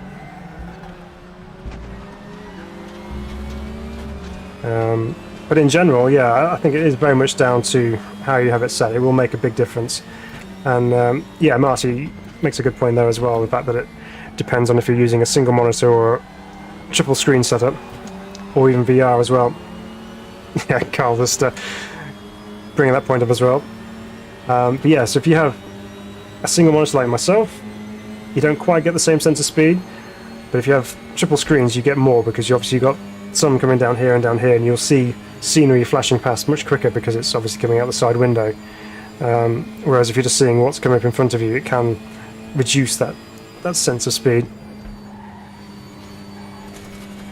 Doesn't make that turn any less frightening, so I completely fluffed that one up. Gravel on the tyres, lost all the grip into the banked right-hander on the final lap. Great time to throw it away, Phil.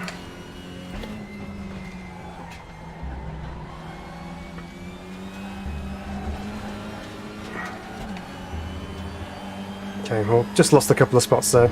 Not too bad. There we go.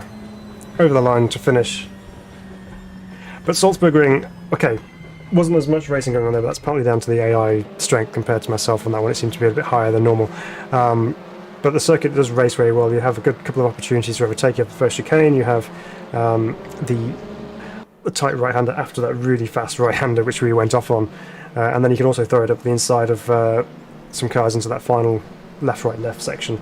But a really nice flowing track and good fun for touring cars. I mean, some of the slipstream battles you can have when you actually matched up properly down that back stretch can be quite fun, especially when you try and thread it through that corner at the end, which can lead to disaster, as you quite clearly saw there. But yeah, so that's a good fun one. By the way, these tracks that we're going through are in no particular order. So I'm not building up to my absolute peak favourite circuit on AMS2 on RaceRoom for TCR cars. But next up, we're going to do the TT circuit at Ason. Fairly recent addition to RaceRoom, and one that I really like as well. So let's move on to back into the Hyundai. We'll get rid of one of those Hyundais off the grid, which caused some issues, and we'll go again. Okay, all right. A couple of races and be all good. But yeah, so I hope that kind of answers your question a little bit about sense of speed, Kajuan. But yeah, it's very dependent on your setup. VR is so good, yeah, you're right, Gaz. You know, trying that VR with yours that time was just, yeah, mind blowing, isn't it? So Frankie just bought an ultra wide. Very nice, very nice. You going VR, are you, Marty? Oh, okay. Rolling it is fun. Yeah, so don't go to Sonoma in a TCR Cupra. Yeah, build up to that.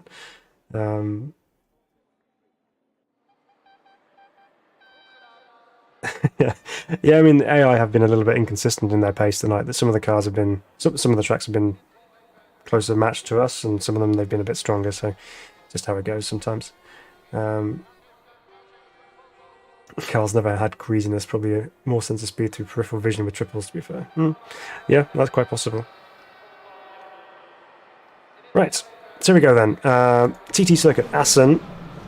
Quite a long lap, but a good fun lap nonetheless. Here we go then. Let's get ready to rumble. And then all the lights will go green eventually, and away we go. Not a bad start. Down the inside of one of the Lincoln Co's, and we've got a nice clear view of turn 1, which is quite a tight corner really. Lincoln Co's just going to turn in anyway, regardless of whether we're there. Thanks for that. Do that little kink. And on the brakes once again.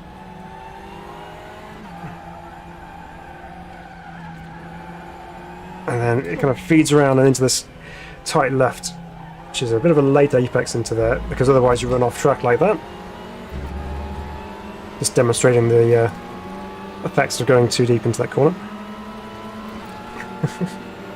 Right, then we come down this straight section and we have a very quick right, left.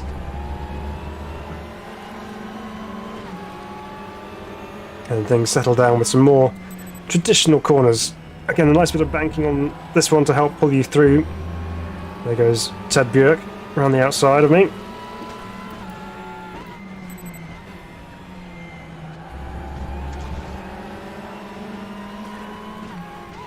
So this one here is quite an important one. You've got to get a decent run through here because it starts opening up on the next right-hander, and then you have a really long, fast stretch to get down here. Flat out through there. And approaching another very quick corner like we had at Saltsburg Ring, but going the opposite direction. Very easy to get a bit floaty through there, and then into this final chicane, where we have the upper hand over the AI. However, this time we are on the outside going into turn 1, so let's see.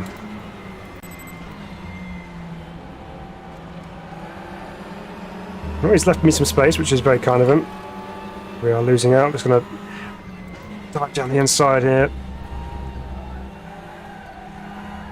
But again, that leaves us on the outside for the hairpin. But let's try and use our bit of guile here and try and cut back on the exit. It's going to defend though, and rightly so.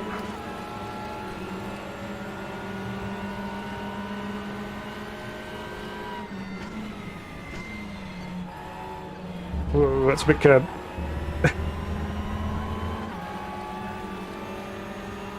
Okay, well, we didn't quite round him up like we had hoped to do. Another quick corner through that.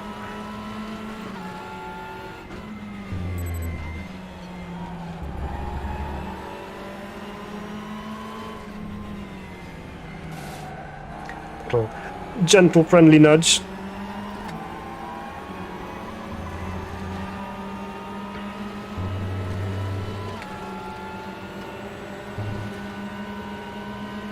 Yeah, that's the thing with the VR, it does take a lot of power to run nicely. That corner is super quick but very fun, and again, you've got to get yourself sorted out for the final chicane here as well, because it comes up at you very, very quickly. Right, this time we're going to try and get down the inside here.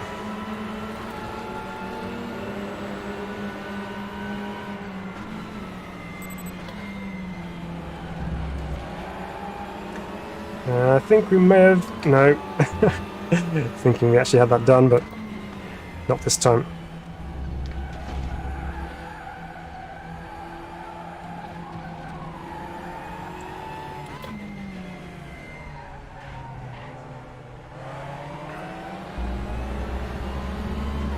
Quite a tricky little corner, that left-hander there, but once you know whereabouts you can put the power down again, it's not too bad.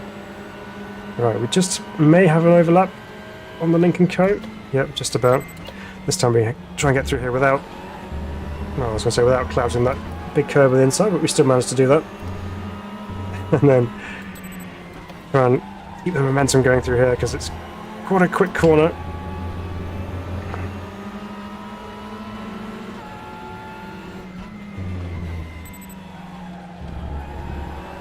Ooh, a nice run through there. We've got the inside for the right-hander.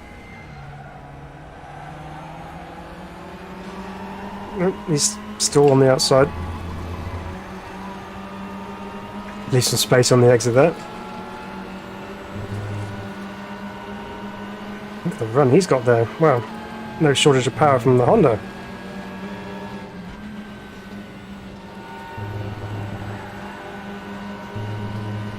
And defending into the chicane as well. Chipping over each other a little bit.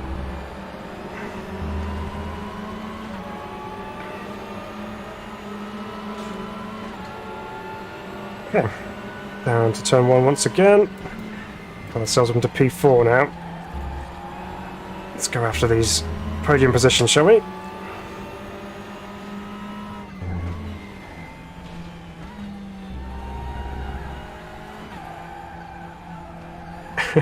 Just poking the nose at the inside of the Lincoln Co there.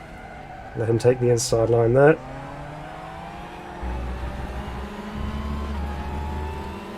Again, we've got to run, but let's see if we can get it done by the time we get down here. I think we might do. Let's ease the car across, thank you.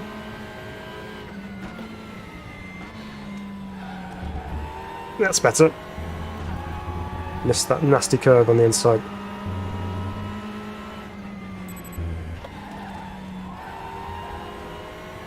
But it's such a fun track at Ason GP circuit because, I don't know, it just weaves its way through the circuit very nicely, and it's reasonably flat. Obviously, being in Holland, which is by nature quite a flat country, but there are some elevation changes built in, just very subtly.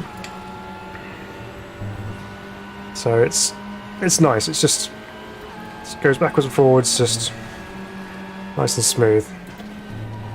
This last corner, well, penultimate corner, is a good fun challenge in these cars. A face full of Lincoln Co. They are super slow through that chicane. That's bogged us down big time.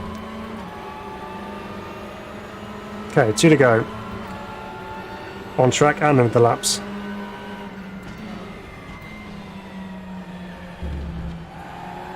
Not a bad run through turn 1.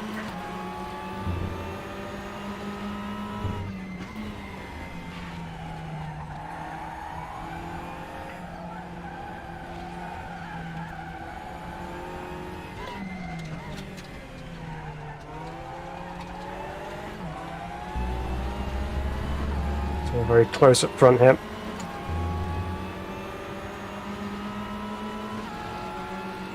Yeah, the ultra wides are very popular at the moment in the world of sim racing, aren't they? A lot of people running or upgrading to ultra wide monitors.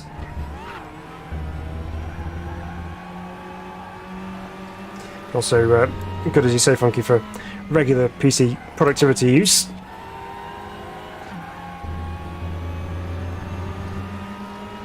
That's right, I remember you saying, Marty, you got 2 rigs to build. Doing well there.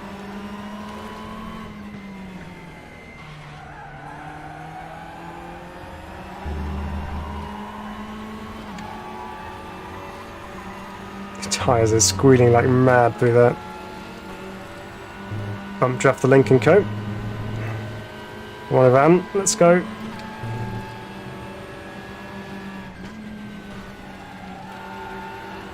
Just turning in blind there because I couldn't see anything.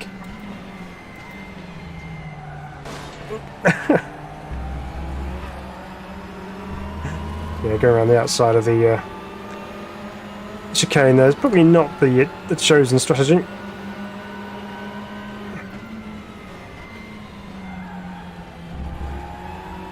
Quick little correction of oversteer going into there, which was easy to do. Down the inside of the van here.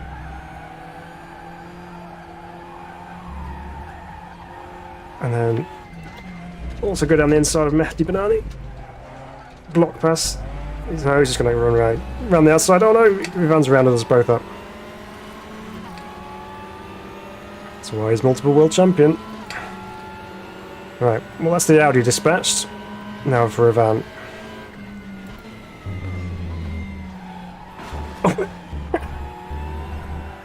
Wowzers.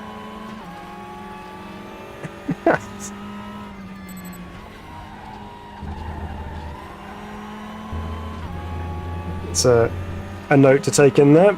Audis don't like losing or being overtaken.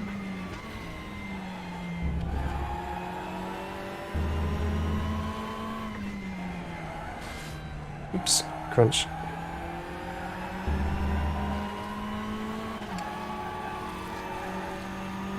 Can we get Ivan by the end of this one?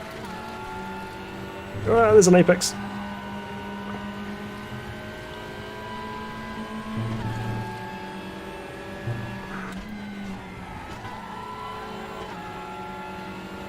We got held up a little bit there. But he's going to be slow through here. Let's see if we can time our run. No, not quite. P2 it is. That was good. Enjoyed that one. Enjoyed that one a lot. So that's the Ason GP circuit in Holland, which is normally associated with motorbikes. That tends to be where the focus of racing happens at Ason GP circuit, but equally as good in touring car racing as well. So, okay, one final circuit for you this evening, and it's actually worked out quite nicely because we've done two races in each of the cars. So we'll take Ted's car for this one.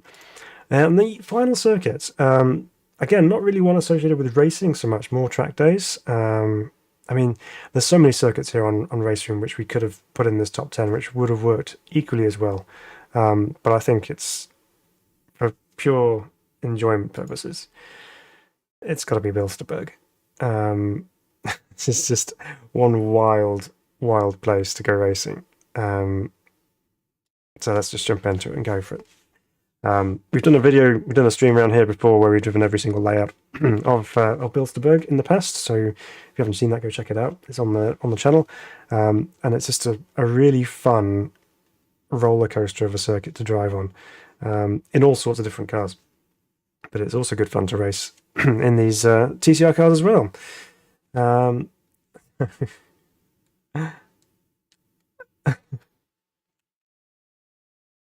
First to finish joke lurking there somewhere. They're talking about. Oh, I see what you mean.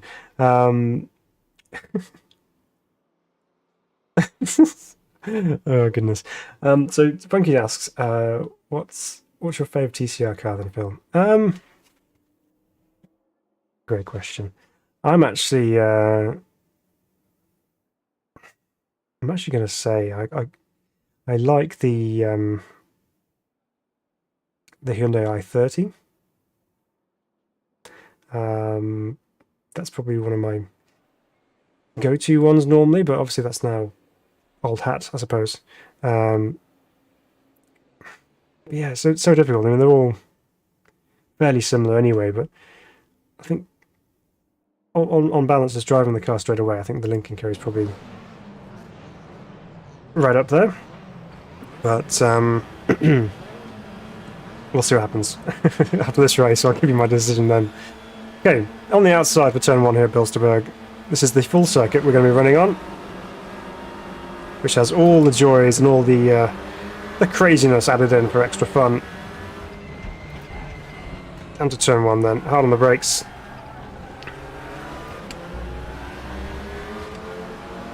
And then you got a blocked vision going through here with 2x2. Wow, taking a lot of pace around there.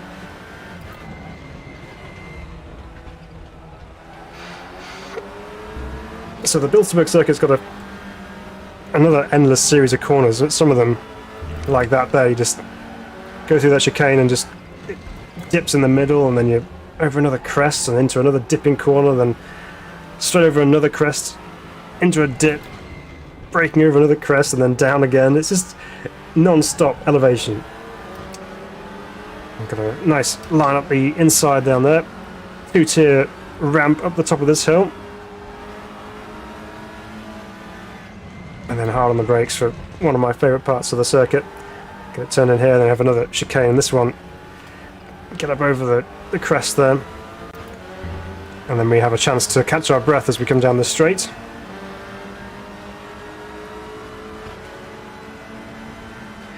And a quick left-hander greeting us at the end here. Another chance for us to practice balancing a car through a quick corner and getting forced off by the opposition. And then you plunge through this fast chicane section whilst trying to brake hard and slow down for the final corner, which comes up at you very, very quickly indeed. All while trying to fend off this Audi. It just refuses to give up.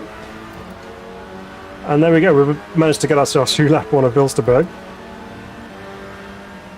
Again, braking not in a straight line for turn 1. Giving the Audi a bit of a hurry up.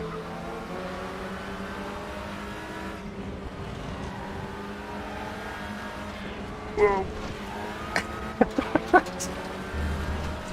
Oh, it's getting rough.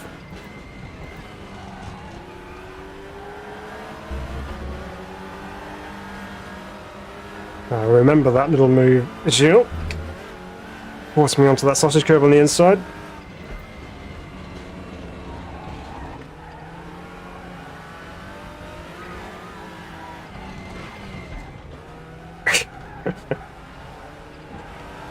It is either a driver's dream or a driver's nightmare around here, because I can just see that driving too many laps around here, you end up having it haunting you in your dreams, trying to get to sleep, and you just can't because you've got another corner, another crest to go over.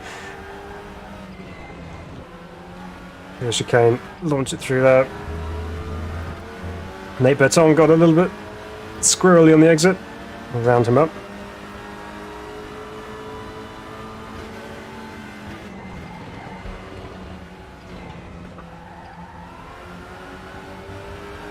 Or rather close there. Cut back down the exit.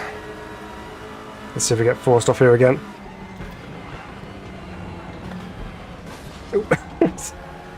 Let's just us repaying the favour this time. Right, okay, we're through.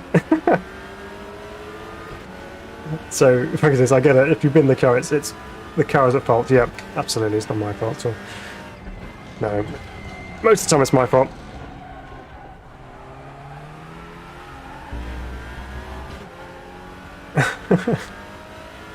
Well, somehow we managed to round up the Cooper there.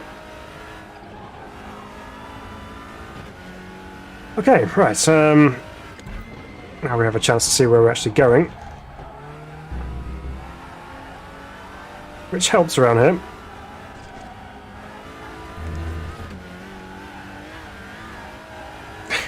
Cars bouncing all over the place.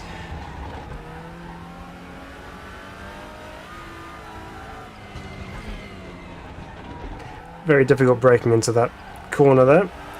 Again, very easy to actually overshoot that. End up on the grass on the outside. Great corner that in a rear-wheel drive car. So that tends to get away from you a little bit.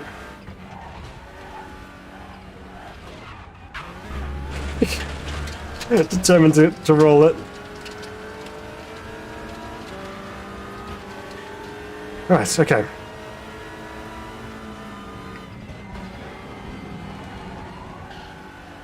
Well, we really gained on Rob through that. Typical final TCR race, elbows out, no holds barred, mayhem. Yep, gloves are completely off, apart from mine, which are still on my hands. Ski Sunday through the chicane, just sliding sideways all over the place.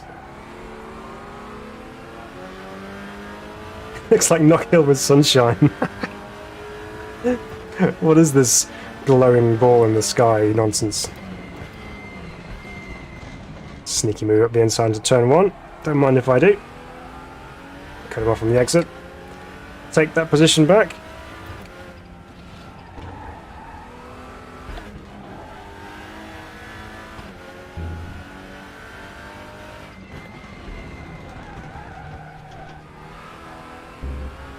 But it's just really engaging as a circuit. You just... Okay, that was an off track there, but you're never bored driving around here because there's always something to be doing. Whether you're cleaning up after a wild last corner such as this, or you're just simply enjoying the elevations and the rhythm of the circuit, which, when you get into it, is fantastic. I mean, it is absolutely wild, but it's why we love it.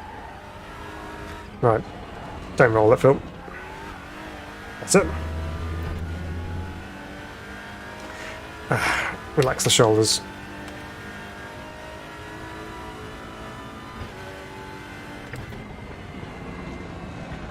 Again, just trailing the brakes into the corner there, just to try and get the front end in. Still washing out a little bit, but not too bad. So with that one, you kind of do a little bit of braking, and then trail off and bleed off the brakes ever so slightly, just to stop the rear end from coming around, and then you can get back on them again just as you straighten up to line up the next run into the left-hander.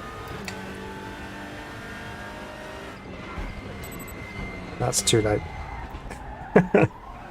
Thankfully, we managed to wear it up.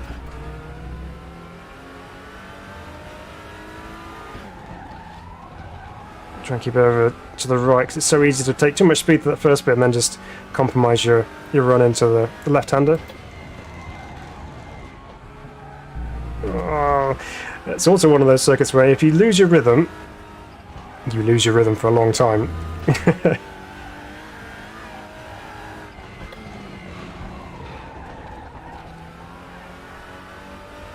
Right, we're back up and running again.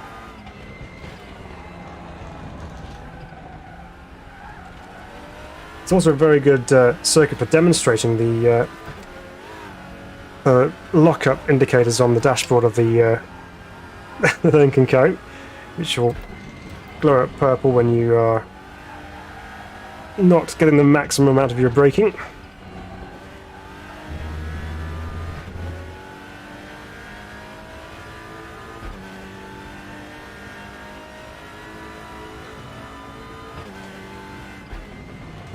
So again, just rear end just starting to come around into there, a little bit too quick into that one that time. So that's what happens when you take too much speed in. So brake hard, off, straighten, brake. And head to the outside, catch the grass, all that good stuff. And then back on the power again, it's all good. So this circuit, as I mentioned, is more for kind of track day experiences really, rather than actual racing. But I know we've had quite a few laps now out front without any other cars for company, but as you saw from the beginning of the race, it is possible to race other cars around here, and it's quite enjoyable too, as long as you don't introduce yourself to those sausage curbs too often.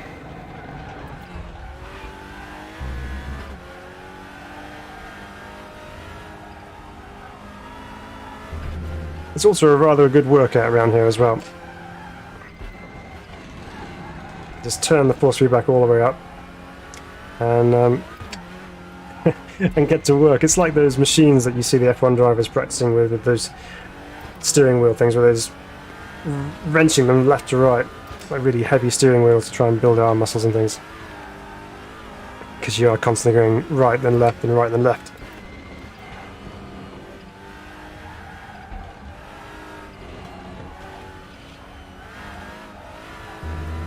But it is a great circuit. It's not really a little circuit, it's what I call it a great little circuit, but it's quite a long circuit in this form anyway. But it really does have pretty much anything you'd ever ask for in a circuit, really. Even the chicanes are great, which is always a bonus.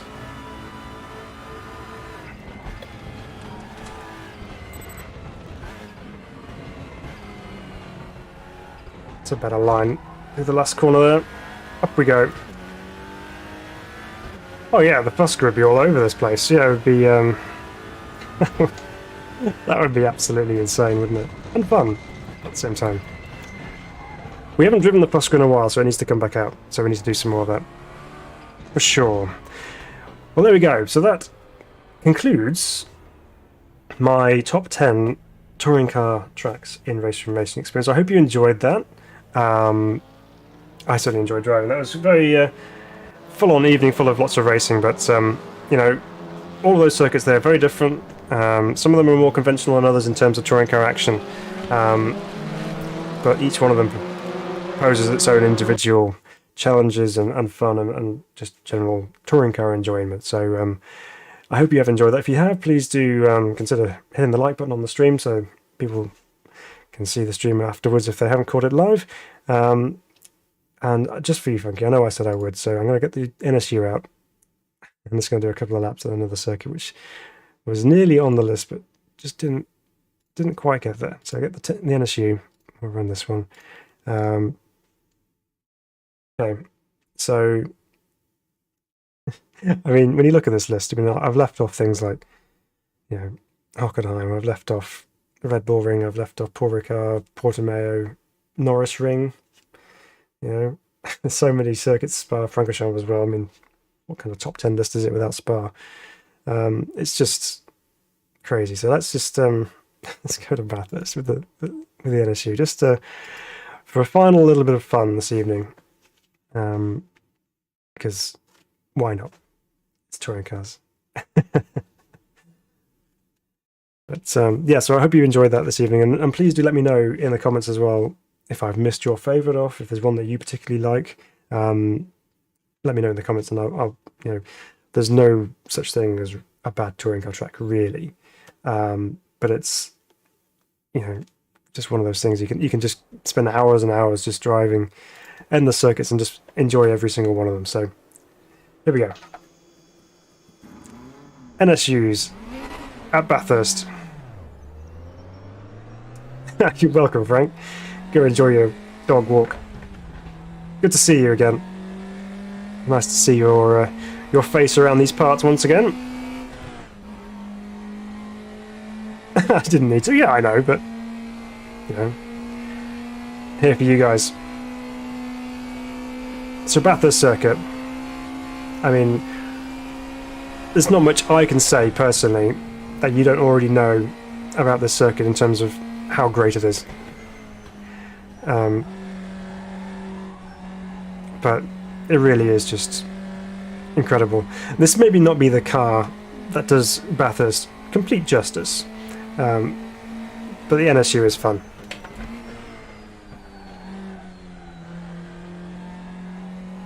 If anything, it actually feels a bit tamer than it used to.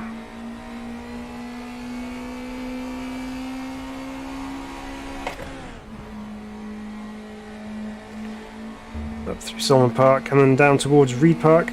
So we've got to aim for the grate on the right hand side. There it is. Turn it in.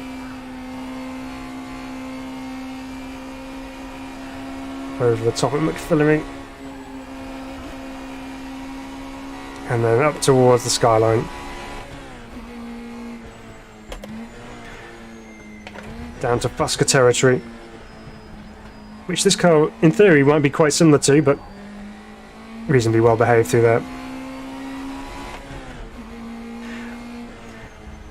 I mean, this circuit is, okay, not really raceable over the top of the circuit, but it is still fun to drive in the touring cars as well.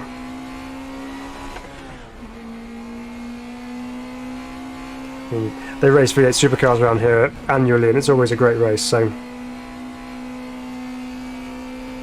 he's just getting better, Phil. Oh, thanks. No, it's no Wtcr. Flat out in fourth gear through the chase. On the brakes at the 100 board, down to third, down to second.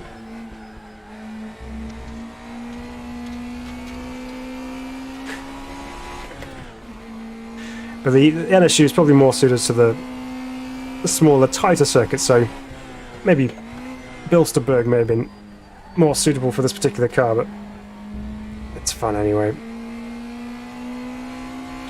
I also love the sound of this thing. It just screams its way up the revs.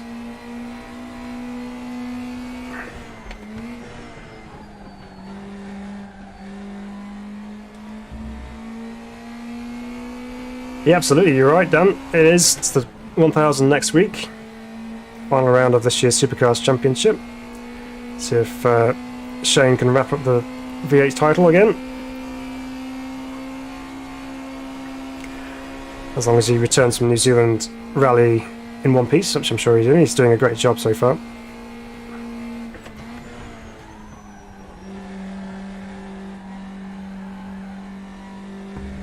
Third gear, it's just like, come on, go. Hill sapping all of our power.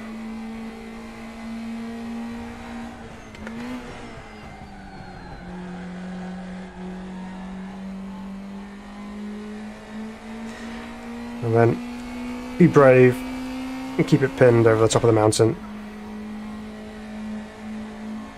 Not so difficult on the way up, but across the top could be a bit more of a challenge. Let's see how we get on here. Can we keep it flat through there? Yes, we can.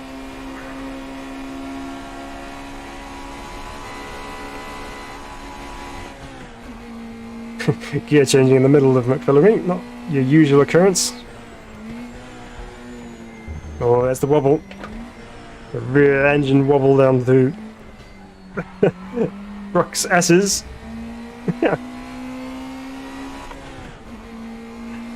Just wasn't pushing hard enough on the outlet, that's what it was, Frankie. Get to stop the elbow, and there's the wall.